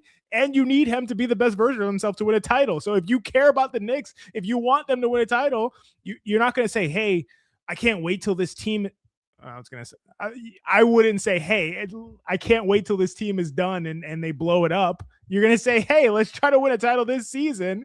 And in order to do that, you need Towns to be the top version of himself. So there's no way around it. Maybe in the offseason, I think it makes sense to be like, hey, get this guy out of here desperately if that's what you believe. As far as what you said, the thing that you purported, oh, you know, maybe people think Brunson and Towns, you can't win a championship with two subpar defenders. So you got to trade one. It's obviously not going to be Brunson. If that's what you believe, that's fine. But right now, this is the team. So you need Towns to be Towns. And there are a couple ways to unlock him. One of those is the way that we saw they did tonight, playing 5 shooters. Z James says, what a comeback. It was incredible. Leonie Brooks says, Jose, fire emojis plus cat. Yeah, totally agree with that sentiment in full. Jordan Bubb says, I hope they play way more 5 shooters lineups and disregard size concerns with Shamet, McBride, Alvarado, Kolek, because what each of those guards can do offset size difference. Yeah, totally agree with that. Jeff, do you have any like quick thoughts on that? Yeah, just in different ways. They all find a way, and there's a lot of synergy between the players. So like, especially even with Brunson, we have the data with Deuce and Brunson, and if Deuce and Brunson can coexist the way they did, if Quickly and Brunson could coexist the way they did across multiple seasons, you'd like to think that Alvarado fits the same profile bill. So the Knicks have lots of options of quote unquote undersized guys playing together. And the reason is just gonna, beat a dead horse here, that there's synergy between the skill sets. You need that. You can't have huge overlap, you can't have huge redundancies. Just, you want to Costanza the Kings. You want to do the opposite of what the Kings have been trying to do this year. And yeah, I think that the Knicks in the short term are going to look at that a little closer. And if they don't, again, it's just this regime, this coaching, this group of coaches, coaching staff, they're likely doomed, I guess. I don't know if they are not willing to if they're not willing to look at the results of this game and take away, oh, okay, we do need to maximize Towns, and we need to look at these skill sets, and we need to prioritize synergy and playing the right lineups, then I don't know. All the reports about the Knicks, the way they value data and analytics and all the investment that they've put into their analytics department and the reported reasons behind moving on from Tom Thibodeau, which the more they just do what Tom Thibodeau would have done, the more it's like, why did they do that? You need to prove that what you're saying is happening behind closed doors is, and the way to prove that is to do what the data and the results have been screaming at you to do. Speaking of data and results, I tweeted this out 2 months ago now, so probably data is a little bit different. Not going to be majorly different because this is really significant data. Since Brunson became a Knick in 2023, 2022, 2023, you were talking about how good the Knicks have been with Towns without Brunson. They've been even better than that in that amount of time when Jalen Brunson plays next to a guard that is 6'2" or shorter. Plus 11.8 per 100 possessions when anytime Jalen Brunson plays with another guard who is 6'2" or shorter. You know how many possessions that is that I have under that? A handful, 100, 500, 6,018 possessions of data that they are plus 12 per 100 when Jalen Brunson plays next to another small guard. It is astronomical. Like, at that point, when I have 6,000 possessions of data, you must ignore the size issue. You have no bearing, nothing to hold on to that issue with. You must ignore it, unfortunately. Like, I don't even know of an argument against this. 6,000 possessions, Jeff. Yeah, across 4 years. I did not expect you to say 6,000. Props to Tibbs and Mike Brown for doing it enough to create that volume. Well, it's across 3.5 seasons, but yeah, that's a lot of possessions still. Yeah, that's true. They've had. Even if they didn't do it again for the rest of the season, that would be 1,500 possessions a season. They've had Quickly, they've had Deuce McBride, and they've been forced to play those guys next to Jalen Brunson. So yeah, the end of the 2023 season was like very funny because it was like Quickly was like the best or second best player on the Knicks, and it was like, well, we can't start him, but I guess like we'll just bring him in 5 minutes into each half, and he'll just play the rest of the half. Like, that's what Quickly's rotation was the last 17 minutes of each half, every game. 17 minutes is hilarious. 17 straight minutes is hilarious. I'm not even exaggerating. No, I know. I remember. I believe you. Although I guess he did start a lot because remember Brunson got hurt, and then the Celtics media used that as a reason. That's why he couldn't win Sixth Man of the Year. For why I couldn't win my bet at 15,000 to 1. Sickos, man. The That's so sickos. funny. Oh, by Yeah. the way, real quick too, to add on to that, with any 6'2" and under players on the court at any given point over across the same time span, 2022 to 2023, the Knicks are plus 10.8 per 100 possessions over 8,394 possessions. So that's when you say, okay, it's 6,000 with Brunson. I got another 2,300 with not Brunson and two small guards, and they're just as good. It's just this is non-garbage time, I assume. This is non-garbage time. This is clean the glass data. So is that like quickly induce, or what are it's yeah, it could be quickly induce. It's just a variety of combinations. Colic induce, whoever it is. Interesting. That's insane. Insane. This is thousands. So like we got to get rid of this. I don't know. We got to get rid of this size thing in the backcourt. It's just not a thing. Z Big Frizz says freeze. I'm sorry. Says Rockets smoke everybody on the boards though. Can't really help it either way. Yeah, it's a great point. Like Jeff, we talk about this all the time. It's like if you're gonna lose that rebounding battle, why are you trying to fight and win that rebounding battle? Win a different battle by more than you lose that battle. You know what I mean? Like, and I don't think the Knicks would just like get destroyed on the boards against the Rockets every game across the 7-game series. But I don't think you invest resources into saying like, yeah, we're going to go to war with them on the boards, or like with Detroit. Oh yeah, we're going to go to war with them in terms of like defensively, we're going to try to shut them down. It's like, do your thing, do the thing you can do that the other team can't do, and maximize that, and fight fire with water instead of fire with fire, you know? Yeah, it's important to remember that every decision is a trade-off. Yeah. And that is always so frustrating about these conversations because, like, you know, going back to the start of this group of players, when the Knicks first traded for Towns, the Josh Hart needs to start is always like, well, if you start Deuce, you lose rebounding. And it's like they acted like that's the only thing you'd lose. That's the only variable in the equation. And it's like, but no, what are you gaining? And do you win on the net if you're gaining that other thing? Like, what do you lose by having Josh Hart start over Deuce McBride?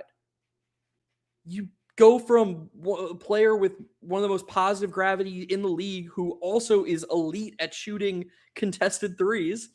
So all your best players are going to operate in more space.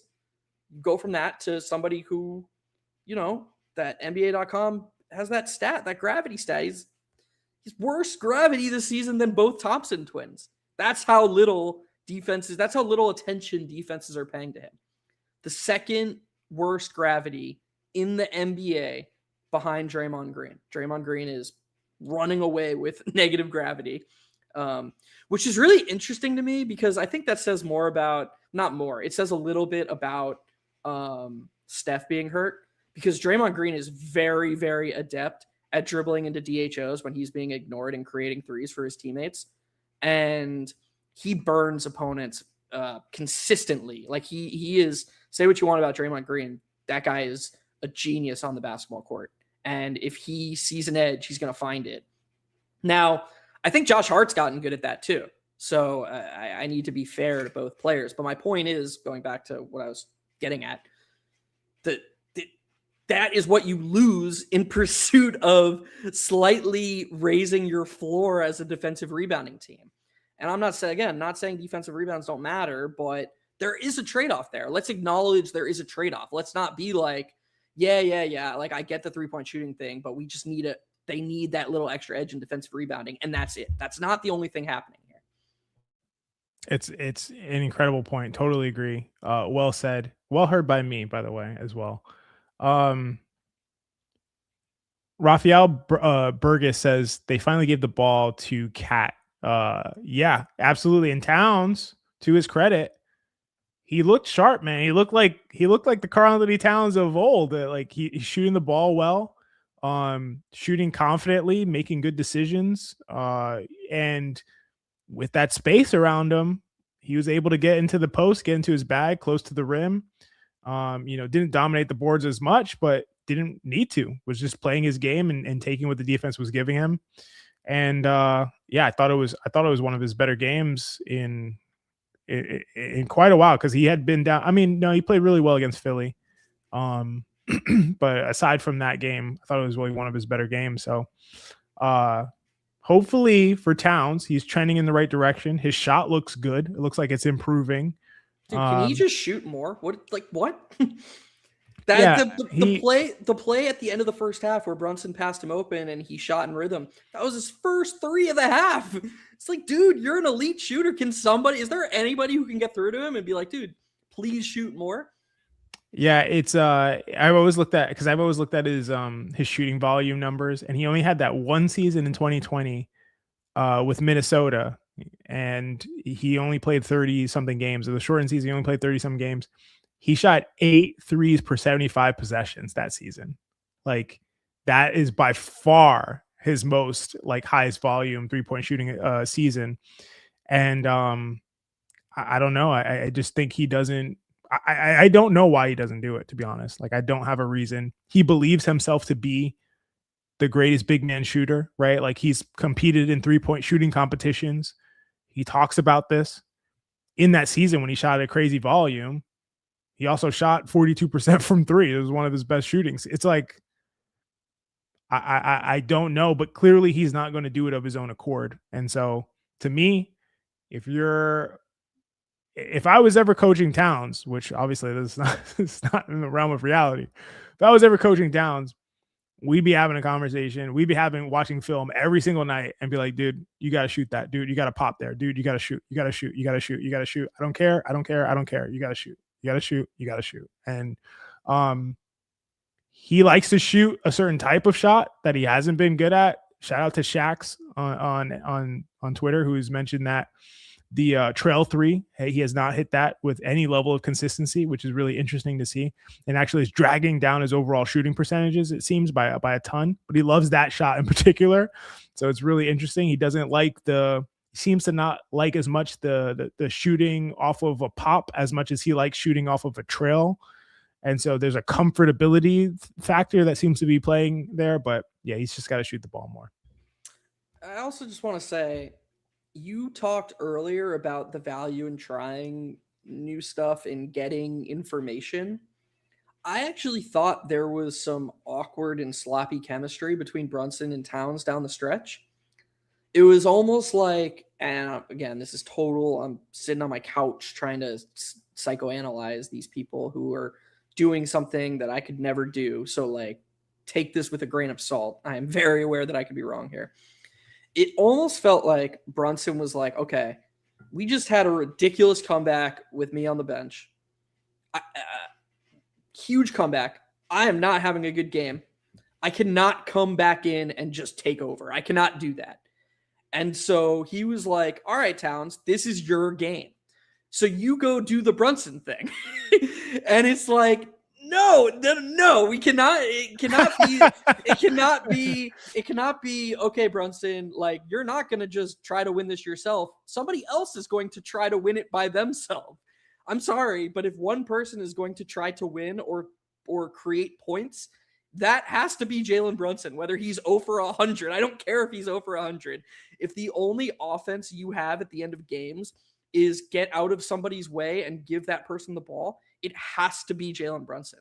But when you have more space to operate in, you can do more stuff. You can get the ball to Towns in advantageous situations. And so my point is that I think Brunson was trying to figure it out. He was like, oh, I'm playing in more space. We're trying to play a bit more of an egalitarian system here. And there were some speed bumps, but that's really good for them to get those out of the way and to learn how to operate in those situations, in uncomfortable situations, in lineups they're not used to. Like, there's a lot of value in that, even if it didn't work out. So I thought that was good for a number of reasons. And of course, to come away with a win, you'd rather learn and accrue or deal with speed bumps in a win than a loss. But I thought it had value regardless. Yeah, I think it's a great point. Great observation. And I think it's interesting. We see just in the NBA, like, there aren't many teams who try to close games down the stretch in clutch time or whatever the case may be with the same offensive approach that they have for the rest of the 43 minutes of the game. It's interesting to me. and it is something to think about and consider. So yeah, I think it's a great point. They definitely need to figure out how to have 2-man game and interplay, especially when they have those 5 shooters. If they don't, if it's like Hart closing, then I understand leaning a little bit more on like Brunson, like kind of creating in those circumstances. But yeah, I think when they have more ideal circumstances and you want to get Towns going, we always talk about, or people always talk about, like, Tyler Kolek is learning from Jalen Brunson. He's under Brunson's tutelage. Maybe Brunson could learn from Tyler Kolek a little bit in terms of how to get Towns going, because Tyler Kolek is a pro at it. It was cool to see Towns operate with mismatches or slight advantages in the mid post, and help just immediately couldn't come. That one basket he got where he had the really nice pivot and finished with the left, like that doesn't occur when spacing isn't maximized. And so I wasn't saying that Towns should never get the ball. I just, on a relative basis, if your offense is going to be get out of the way, one guy is going to score, just has to be Brunson. It will always have to be Brunson, and that's how this team's built. Yeah, I think it's totally fair point. All right, I'm going to speed through some comments because I want to get through a bunch of comments. We have had, over 100 people in here watching, still have 75 people in here watching, some people watching on Twitter. This is really awesome, especially because we don't do this very often, if at all. And we're going to start doing it a lot more often. Jeff, actually, we had planned on you doing this solo for some Saturdays. We ended up doing this together on a Saturday. So appreciate you all being here. Yeah, what's up?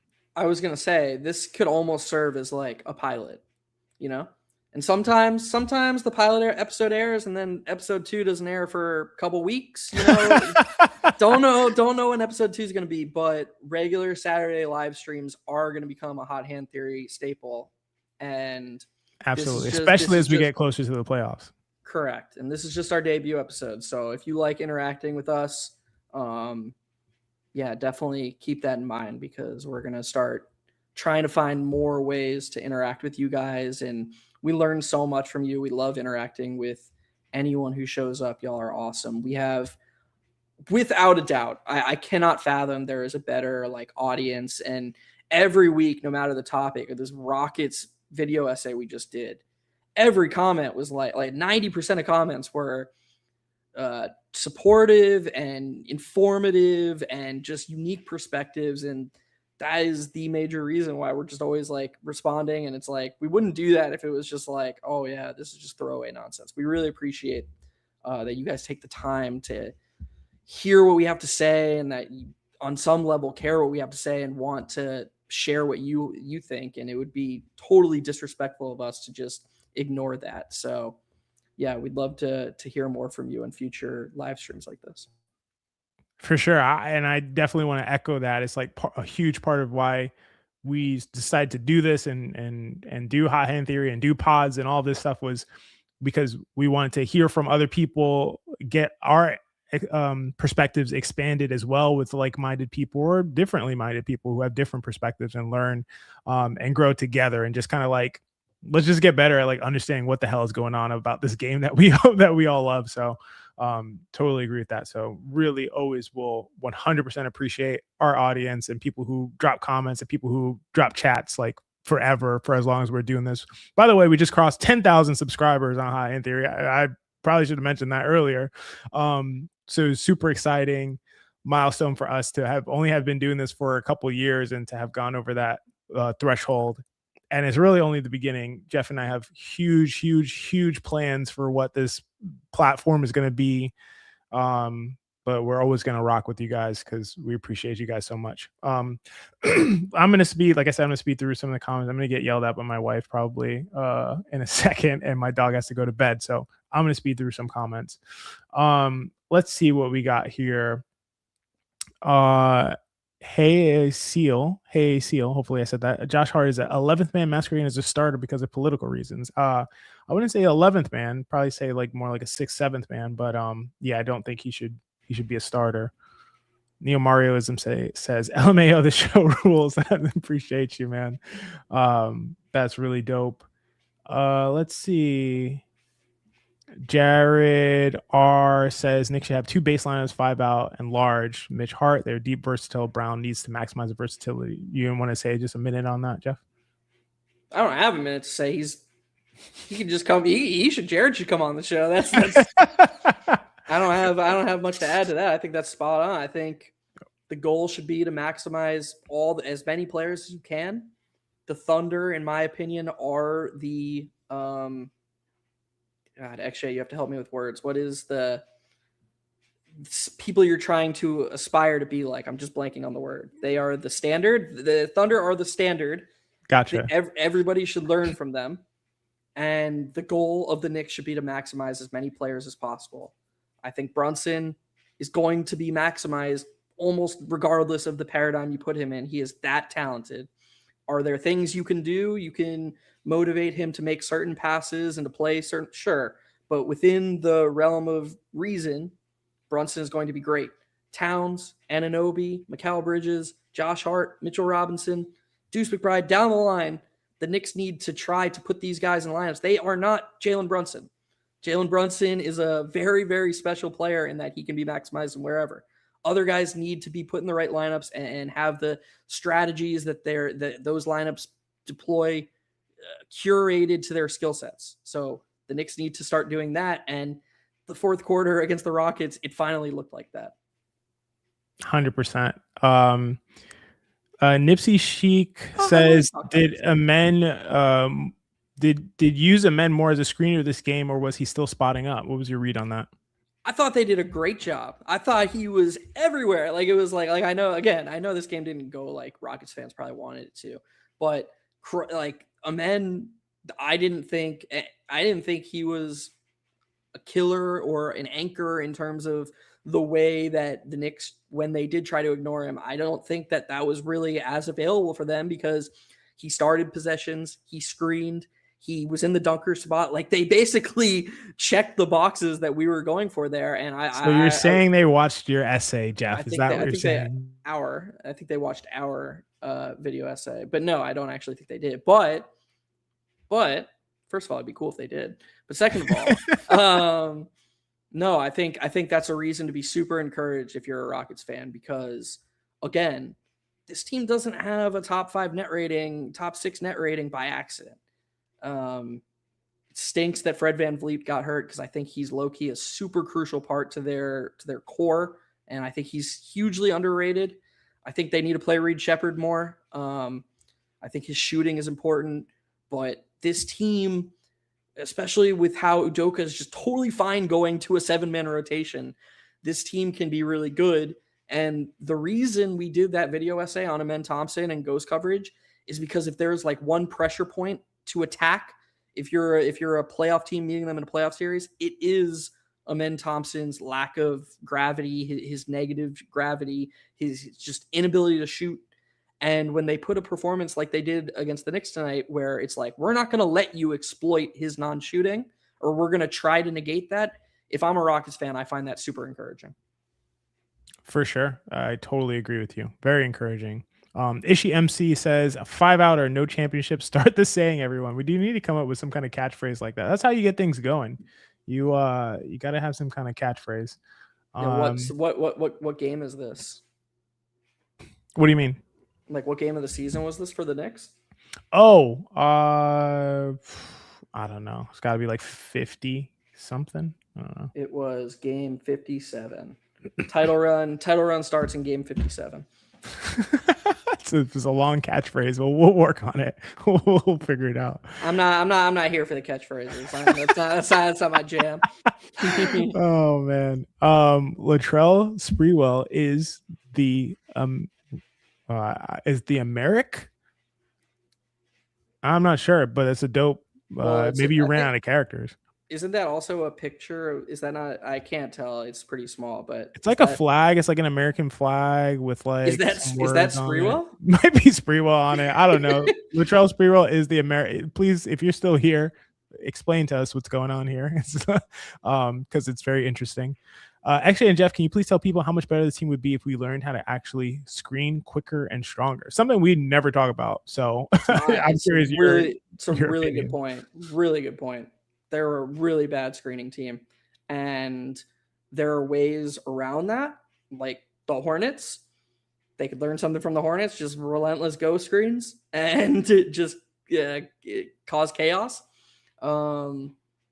They need to improve as screeners, no doubt about that, because I think part of the reason that Brunson is a little bit hesitant to anticipate advantages being created off of ball screens is because they don't really exist. On a relative basis, they're just not that prevalent.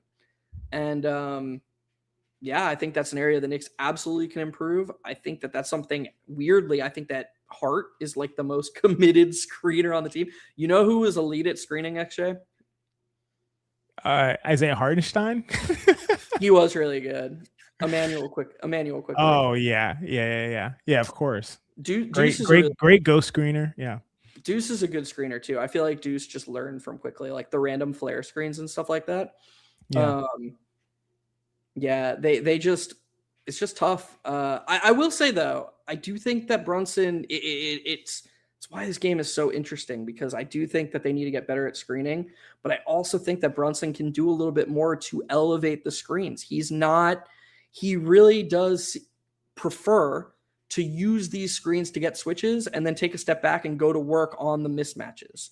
And if you watch a Tyrese Halliburton and the way he is just committed to getting around the screen and creating an advantage that way, and then anticipating where the help is going to come from, that is how Brunson can take the next step in terms of elevating the overall, the whole. And I think he can do a little bit better at that, but I think that Towns and Mitchell Robinson and the other bigs can absolutely get better as screeners as well. Yeah, great points. Jared says the only thing I don't like about these videos is one day a smart front office will accidentally come across this and hire you two. That's really kind. I don't know, Jeff. I feel like we have a higher upside with hot hand theory than we do in a NBA front office. I hear those front offices are a mess. I don't know if that's true or not, but like, and hopefully it doesn't sound like a ego. It's not an ego thing. I just I think that was probably it's a very kind comment. We really appreciate super that. Kind. XJ should be. Yeah, I mean, I think we're very content doing what we're doing. I appreciate Jared very much. That was multiple awesome comments from Jared. So thanks for that. We really appreciate you. Brandon Williams was saying XJ is fired up. Yeah, we came in hot, man. Like things have cooled down a lot in the last maybe hour basically, because I feel like the first 30-40 minutes we were just like guns blazing. So I'm glad you had the idea to go live, Jeff, because this was a really good time to do it, and we had tons to say, still have tons to say, but so appreciate that. That's why we were very fired up. Yeah, I told you this earlier. I think that just one thing that I strive to learn from you is just trying to match energy or passion you have, like when you're really, really emotional about something, making sure that the emotions are justified, and I think that you had a great episode of Locked On Knicks, and part of the reason is like you were unusually frustrated in a way that you never get. And it was like, oh man, like sometimes I get frustrated and I just say stuff, like, and I'm just letting and I do think that it's a good thing that in an area I've improved in as I've done this show with you is like, okay, I'm really fired up about this. This is really frustrated. Is it justified, or am I just leaning on my intuition and my preconceived notions? And I think in this case, there's a reason that we were super fired up. And it's like for 2 years, we've been like, just play 5 out, just do it. Just try it, please. And then they do it. And it's like the peak of the Knicks season. It's just very, very fitting. You know, what's crazy too, Jeff, is that like, I remember I had tweeted out how the Knicks had played more 5-shooter lineups through like 12 games or something this season than they did all of last season. It was some insane stat. Like it was like 12 games in, they have already played more possessions of 5-shooter lineups. And they were dominating. Obviously they were like winning those minutes by a ton. And then it just trickled away. It just like dissipated. It just dropped further and further off. And then it just completely went away. And it was just like, man, like when they get Sohan, are they just ever going to do this again? And so unfortunately, it seems like it takes these like desperation situations where they're like, okay, like fuck it, let's just try it out. And it's like, oh wait, it crushes. Oh, hold on a second, you know. So I don't know. We'll have to see what the takeaway is, like we've talked about already. Yeah, totally agree. So shout out to folks. I'm just gonna put these up, not to toot our own horn, but just because people are super kind and we really respect and appreciate you guys. AWAX or AWAX, I think it's AWAX, but just let me know. This is great analysis. Thank you, because I'm trying to make sense of this. Great point. Neo Mariaism again. I cannot stress how refreshing your b-ball content is, especially as a Knicks fan. This is why I was quick to drop a super chat, and we super appreciate you, man. You are the absolute man. Thank you so much. Jeremy says X was spazzing in the opening. He wants a championship more than any of us. I love to see it. Listen, if you want a championship, and I know Jeff agrees with this. It's like your North Star has to be a championship. Like, forget all the BS of like, let's get to 50 wins. It's like, cool, that's nice. And it's great to have those seasons. I don't mean to be dismissive of it. It's like, it's BS. Like, it's great and it's exciting, and you play and you have a great season, and you enjoy being better than other teams and beating up like poor teams and all these things. It's exciting and it's good for the fan base and for a team. But like, I want to see a championship in New York City. And if you do, then I think you should be passionate about the things as far as like having the best process as possible.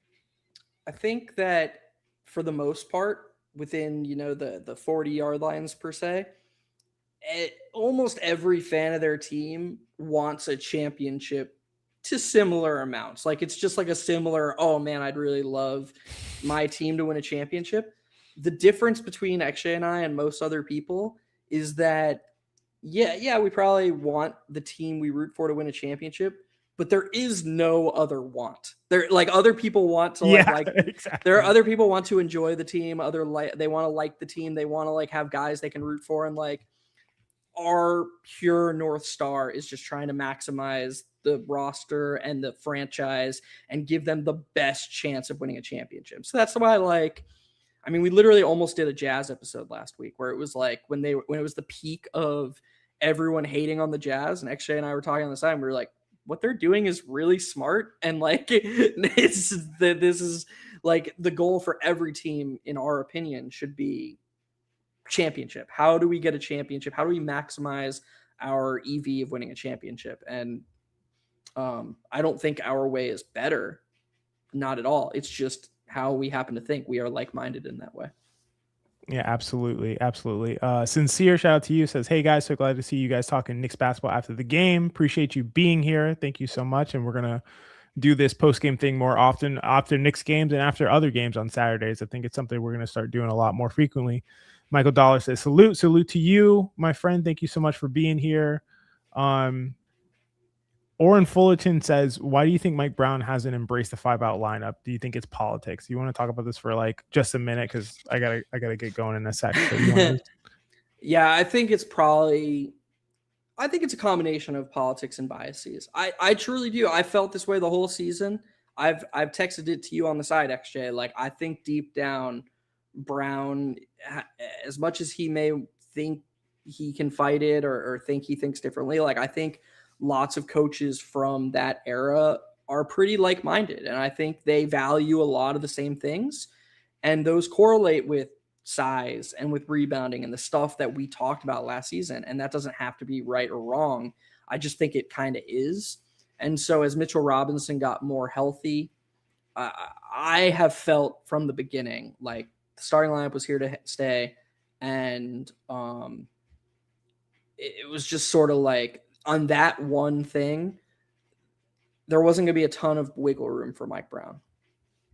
I think that it's primarily political. And I think that because I think Mike Brown has just shown an ability to adapt and learn and grow over the course of his career, like a crazy career trajectory as far as a coach, in terms of like being known as a defensive mind, and then, coaching under Steve Kerr and then just like adopting all of his principles and then just going to Sacramento and being like, yeah, I could just do this stuff too. And like, being able to create such an elite offense in a way that we haven't really seen to that extent. So I think his ability to kind of grow and learn, adopt some of the modern best practices in the game and modern thinking and analytical perspectives, I think he's shown an ability to do that. I think if he's just left up to his own devices with no political, pull and no sway and no, all these kinds of things, trying to balance all these personalities and locker room dynamics, I think where it just purely like, here's an NBA 2K game, run the simulation how you want, I think he'd play a lot more 5 shooters. But that's just like my opinion. Obviously, we don't know that to be the case, but that's what I think. Yeah, we can't talk about this too much more, but to me, politics, unless I'm missing something, what people mean when they say politics, they mean Josh Hart. Right? yeah, it's got to be, yeah. Okay, so what I don't understand, you can respond and then we'll move on. Let's say Josh Hart has to start for political reasons. Let's just accept that that's true. I don't think anything's stopping him from playing more 5-out. Like, what is do you think it's like he's afraid of them succeeding and creating an awkward dynamic where it's like, oh, these lineups are clearly better, but I can't prove that to be true? No, I think it's just like if Josh Hart is playing for 30 of the 48 minutes of the game, right? So now you have 18 minutes that you could potentially play 5-out lineups. If he's not going to like fully prioritize that and say, I don't think he necessarily thinks 5-out is just better fundamentally, but I think he could think that, the Knicks would be better if Landry Shamet was starting, for instance. I think he might believe that early in the season. He was starting Landry Shamet, man. Like, and it appears based on some reporting from Fred Katz and like Josh Hart asked for a more quote unquote more consistent role. Remember Fred Katz came on Hot Hand Theory and he talked about that. And he said, Josh Hart asked expressly for a more consistent role and felt like that would help him perform better. He was then inserted into the starting lineup and then was never taken out again since that point, as long as he's been healthy. So to me, there's some evidence there already that Mike Brown was like, he started out with Mitchell Robinson, said, he went to Landry Shamet, liked it, and went to Josh Hart after this conversation occurred and just never went back. So to me, if you're playing Josh Hart 30 to 33 minutes, it leaves you with 15 to 18 minutes that you could potentially go 5 shooters. He's got other guys he has to get into the rotation. He has Mitchell Robinson that has to play, and he's not going to share the court for every minute with Josh Hart because I don't think they think that that's the best way to go. So whatever minutes Mitchell Robinson is playing without Josh Hart, that's eating up the rest of the time. And so there just isn't that much time. And I do think they probably, I don't know how many possessions or minutes it is exactly, but probably averages over the course of the last like 2 months or something, like 5 minutes per game that they're playing with 5 shooters. And he played it a lot more early in the season. So that's so do you think that there's going to be a change going forward, or given these political dynamics that you think is holding Mike Brown, do you think it's just going to not? I think if Deuce McBride was healthy, there would be a chance for that to happen. I don't think it's going to happen with Landry Shamet. I do think it could potentially happen, as you said, with Mitchell Robinson, but I just think they're going to be. Sorry.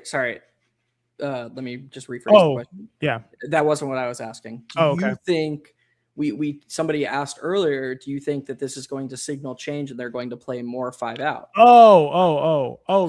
Because I asked you just now, what's stopping him from playing the non-Hart minutes, even with Hart as a starter? Yeah. More 5-out. And you're saying politics. Okay. Yeah. What politics are going to change now? Or how does that change based on one game? I think it changes because because in this situation with their like quote unquote back against the wall, they did bench Josh Hart. Like Josh Hart did not play in the fourth quarter, or he played for like a second or so, like at the last possession or something like that. He didn't play in the fourth quarter. They used him as the inbounder. What's that? They used him as the inbounder to get the ball in. Yeah. Yeah. So he played for like 5 seconds of the fourth quarter. So now it's almost like you've already created this dynamic. It's like I don't know. It's like you take the lids off now. So like there's already like okay, cool. Like we saw that this was effective. You didn't play. We came back and won this game. Not saying that you're going to be done and you're out of the rotation and you're sitting now, but like, dude, the proof is there. Like I got to go with what works. Like there's more of a standing behind the ability to do that. So I do think they're going to play more 5 shooter lineups. And if they didn't, I'd be shocked. Honestly, man, I'd be shocked. I'd just be shocked. But who knows? I've been shocked before by the coaching staff and all this stuff. So I don't know. Yeah. We'll see.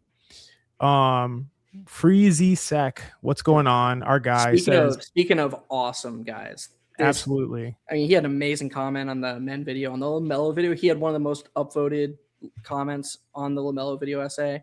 One of our, sorry to interrupt you. I keep interrupting you. No. This one is one of our best supporters. He's awesome. Awesome, dude.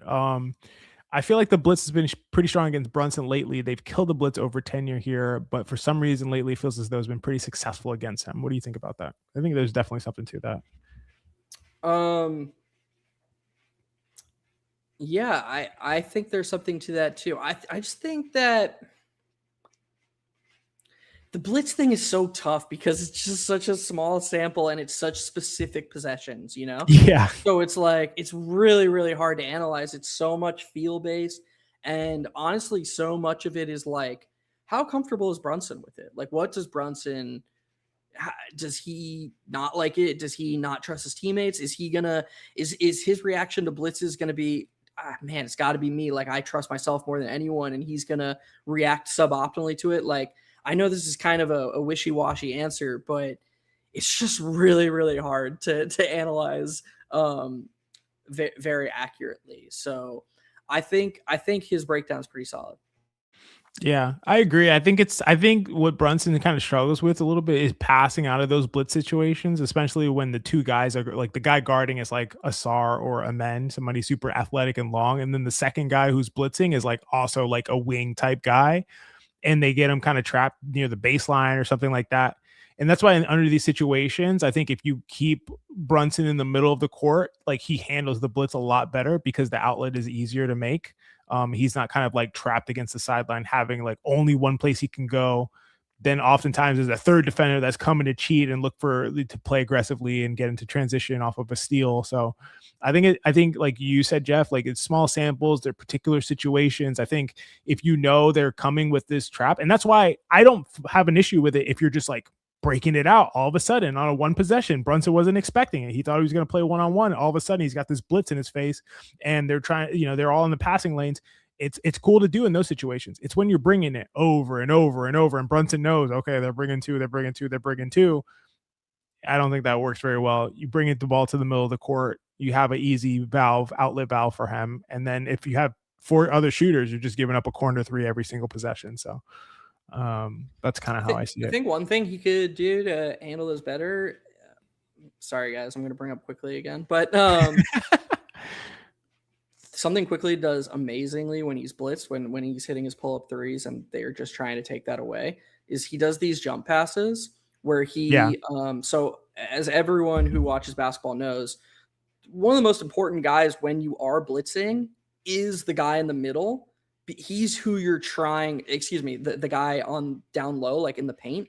There's one player responsible for two guys, and as the passer, that's ultimately who you're trying to manipulate. And guys like Luka, that's Luka's superpower, is like Luka, whether it's a regular pick and roll, whether it's a blitz, he knows somehow he can like prophetically see what that guy is going to do, where he's going to lean, and then he can manipulate him and make a perfect pass, whether it's to the roll man, whether it's to guy in corner. Quickly would like jump in the air and like fake to one guy and then pass to the other guy. And I feel like one thing Brunson could do more of is like manipulating that third defender rather than just, he's always looking for the screener in the blanking on the dump off pass. I'm blanking on the word again. It's 1:30 a.m. Forgive me, guys. But yeah, he's the outlet. He's always looking for the screener who serves as like the outlet. And I feel like he can make some skips because he, as you've talked about throughout the season, he has the passing ability. Yeah, absolutely. I think he doesn't feel comfortable with that jump passing, like the Quickly, Halliburton, like those guys feel super comfortable. Like, yeah, I'm gonna jump in the air. I know I'm gonna be able to get it to someone. And Quickly does turn it over sometimes when he does that. Halliburton basically never turns it over off of a jump pass. which is It's crazy. ridiculous. Yeah, He just does it. It's like crazy. I think he has less turnovers off of jump passes than he does off of like non-jump passes somehow. It's like insane. But What he was able to do the last two postseasons is like to me one of the most underrated. Like every good defense, he faced nothing but good defenses basically, and top five in playoff EPM both years. Like and just if he doesn't come back from injury, it's gonna be forgotten. Like like tears in the rain. Like it's just gonna go away. And nobody's gonna remember just how great Halliburton was in those playoff runs. nah, he'll be back. I have full. I even think that Ivy will be back, and even though he's like worried that he's not the same guy, and like I totally I think like when these guys go through injuries, especially like knees and Achilles and things like that, it's just like super depressing. They can get into a dark space. You can feel like, man, I'll never be myself. But these young guys, like they're going to bounce back. I feel very confident about that for the most part, unless outside of very specific situations. So I think Halliburton will be fine eventually. I Maybe hope the not. Bulls shut Ivy down and like he has the next X months to like. That just made me so sad for him. Like just let him get back to what he was. He was such say what you want about whatever. Like I don't know what he's going to be as an impactful basketball player, but just at least let him operate with his peak like ability. To have that taken is just I don't know. He just seemed almost like he had accepted it. Yeah, and like I said, like I agree with you, and I just think you can get into a dark place off of these injuries and like the rehabs and like going through it, and you've never gone through that stuff. You're a young kid, like it's just man, that stuff's tough, dude. Like I don't feel like we give enough credit for it, especially like man, I've been through health stuff. That shit is crazy, bro. Like you don't wish that on anyone, even if it's like basketball athletic related things. Like there's identity stuff that's involved in there, there's like confidence stuff that's involved. You haven't even established yourself yet, like unlike a Halliburton. Like man, it's super tough. So you got to give, obviously we all agree we got to give leniency there, and I think IP will be back eventually. I just think he's going to need time. I saw an interesting tweet the other day that was like basically like Cliff Notes version. It was basically like we shouldn't be so like liberal to use uh, psychological or like stuff we learn in therapy, like those types of ideas on past generations because it's like they didn't have them, so we're kind of holding them to a standard. I feel that way, but the other way around about past players talking about current players, like the way the past generation of players talks about the mental aspect, like the way they talk about Karl Anthony Towns, for example, when they have absolutely no idea what it's like to like have a shitty game and then open up Twitter and it just thousands of anonymous people are roasting you and like saying like homophobic shit and like just stuff like that. It's just crazy. Like nobody has any idea what that's like at all. And there should probably just be more empathy for that in general. It's a really, really great point. Yeah, I think that's on point. It's a really important conversation that I don't think is had at all, and it really revolves around just like empathy and compassion for just other people. Like there's just people, man. Like so I think if you love the sport and you love the NBA, you have to like respect them as people and like have empathy for them as well. And so it's unfortunate, especially from a player to player standpoint. So is this thing where it's like there's a competition internally, who is better, what generation, all that stuff. It's like, come on, guys, like this just feels unnecessary. But Knicks Nation 1127 says salute HHT family, the chat and Knicks Nation. Appreciate you. Josh is a bench player and should return to the bench role he had prior to the Dante trade. Right now, Josh is not good enough to be our starting five. I mean, I do think I think Josh Hart is particularly well suited to come off the bench in terms of his energy, his ability to push the ball up the court, his rebounding and giving you a different look than what you're typically used to playing against, below starter level players. I think he would definitely have more of an advantage playing next to a guy like Mitchell Robinson, like doubling up on the Knicks' abilities, like all around. It just makes a lot more sense to me. So obviously we agree there. Yeah. Actually, just real quick, 30 seconds. Yeah, what's up? What do you think the starting lineup would have been in 24-25 if the Towns trade was never made, but they traded for Mikal? So the Towns trade was, so they have Dante and Randall. They have Dante and Randall, yeah. And no Hartenstein, of course. So it's Brunson,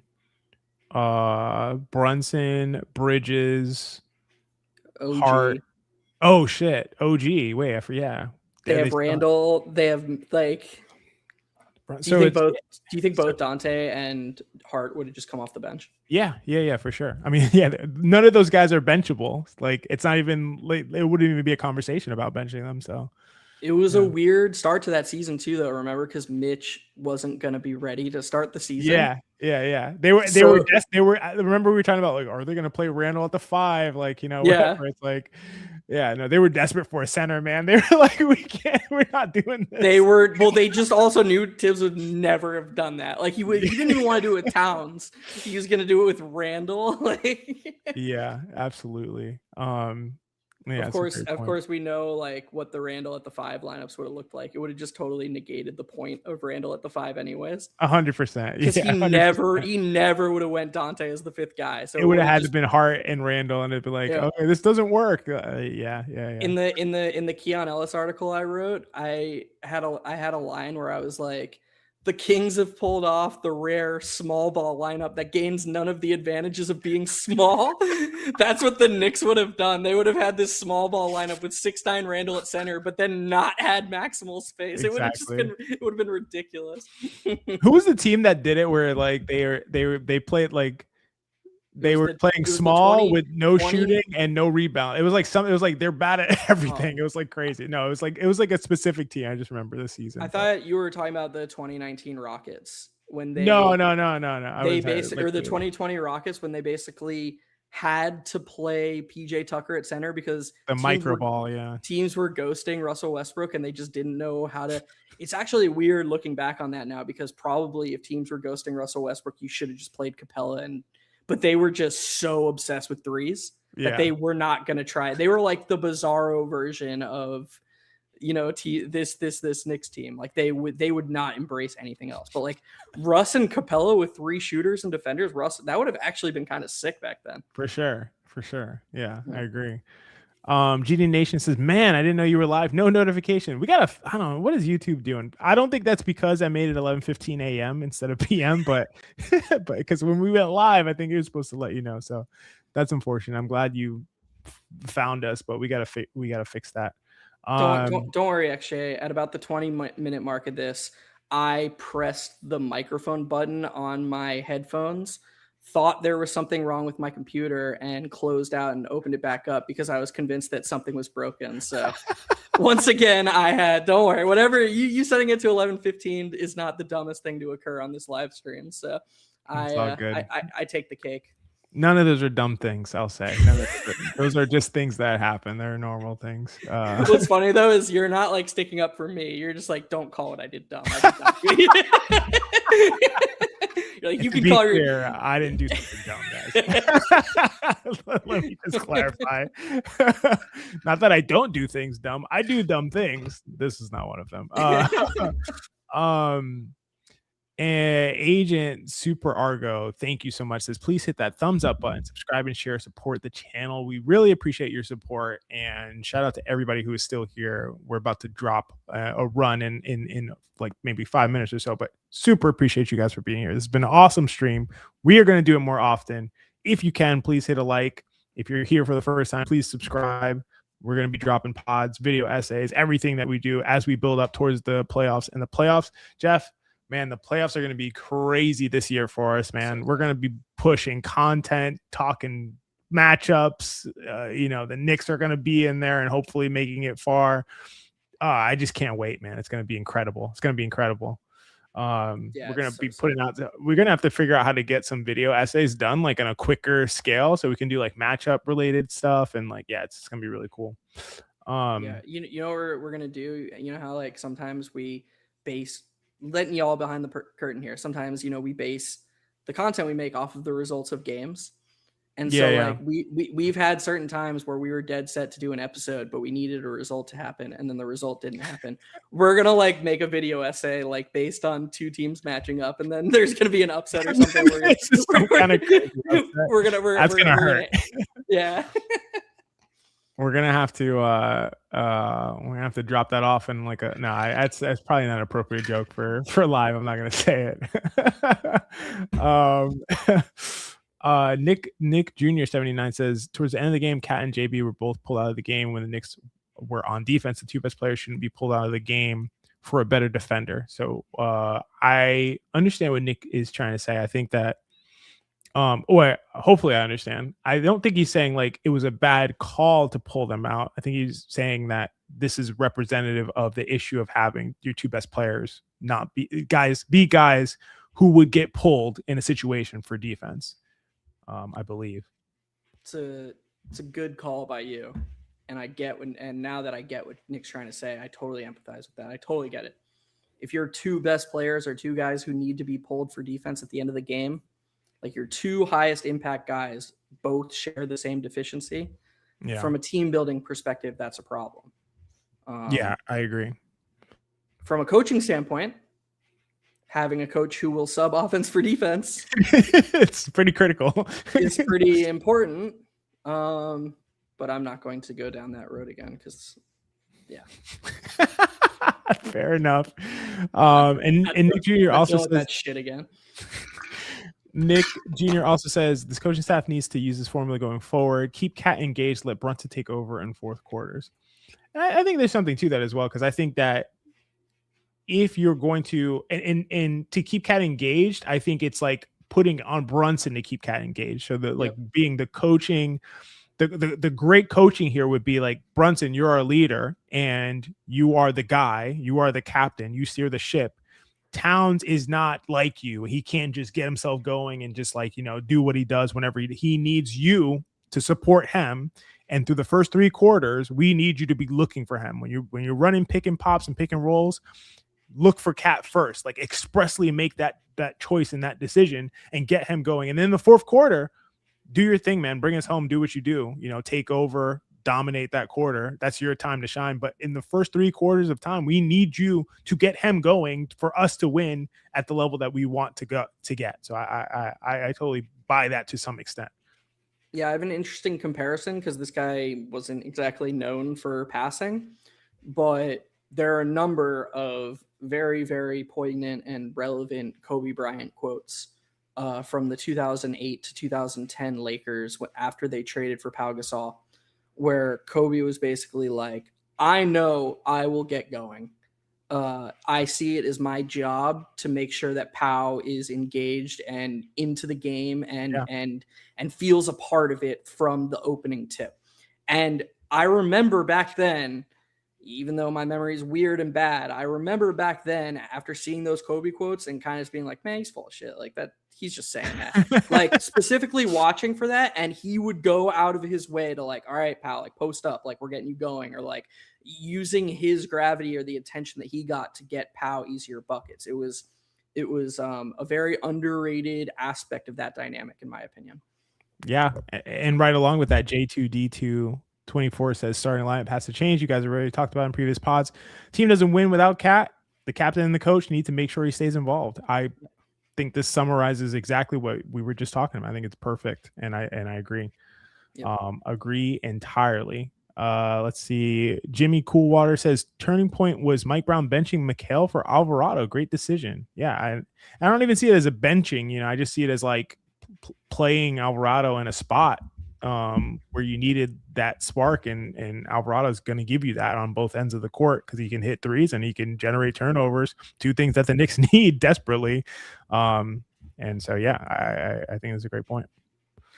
I just want to add that I think something that gets lost in the shuffle regarding Mikal Bridges is that his ceiling impact is purely additive to what Jalen Brunson brings.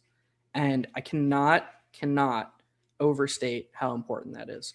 So like if Mikal Bridges frustrates you, dude, the fact like if it's like somebody offered him $5,000 for every time he had a path to the rim to turn on his foot and take a turnaround 10-footer. Like I get it. I get if you're frustrated with him as a Knicks fan, but he is so essential to the ceiling of this team. So essential because at his best, he can be a top 50 player in the current NBA and be so perfectly in unison with Jalen Brunson playing at an all-NBA level. They don't step on each other. He can play off Jalen Brunson. He can be a super impactful defender. He can knock down threes. He can give Brunson the space. He can help assist in creating gravity so that Brunson and Towns have space to operate in. Bridges is really, really important, and he is important in a passive way. And I think that gets slept on sometimes by Knicks fans. Absolutely. Absolutely. Well said. All right. Last couple. AWAC says we'll be tuned into our future live streams. Really appreciate that. Jimmy Coolwater says one of the best pods. Thank you so much. Thank you so much. Knicks Nation 1127 gives us the applaud emojis. Thank you so much. We appreciate you. Drew Reviews Music says AJ XJ just keeps getting proven right time and time again. When will Mike Brown listen to him? Probably never, but he'll listen. He'll probably listen to me when I'm wrong, and then he'll be like, blame it on me, as we do. This was a big day for you. I mean, not only for the Knicks to win, leaning on 5 out, that's enough. For Desmond Bane to hit 1 million threes, and, this is a big day. Desmond Bane, man, gotta listen to me. Desmond Bane can shoot well. I know that's an original thought that I came up with. That Desmond Bane is a really good 3-point shooter. You're gonna have to listen to me, guys. Calendar 05 says, always a pleasure hanging out with HHT. Always a pleasure hanging out with you. Really appreciate it. J2D2 says, please keep doing post games. Best channel out there covering the New York Knicks. Thank you so much. We hope to be the best channel out here covering every team, and we're trying to do our best, doing our best at it. And thank you so much. Great stream, fellas. Neo Marioism is a great way to end it. Appreciate you guys for being here. Thank you so much. We will be doing this more often. We're going to be dropping a pod again this coming week. We got another video essay we're working on right now. If you haven't seen Amen Thompson, the ghost coverage, Amen Thompson is seeing ghosts, that speaks to ghost coverage. It's so perfectly adequate and appropriate for Knicks fans who want to understand why we harp on Josh Hart and his shooting and the way that teams treat him and the spacing, all of those aspects. It covers it in amazing detail. Jeff did an incredible job writing about it, talking about it, and we produced a bit of content that we're super proud and excited about. So go watch that if you haven't. Totally applicable to the Knicks. And we'll be back with more content throughout this season and gearing up for the playoffs. As I said, things are going to get crazy when we get to the playoffs. It's going to be awesome. So appreciate you all support. Thank you for 10,000 subscribers. Thank you for being here. Thank you for being open-minded. Thank you for engaging with us. Engaging with us as you always do and giving us your insights. Any last thoughts before we get out of here, Jeff? No, that was perfect cap. Well heard by me. Appreciate you guys, and we'll see you next time.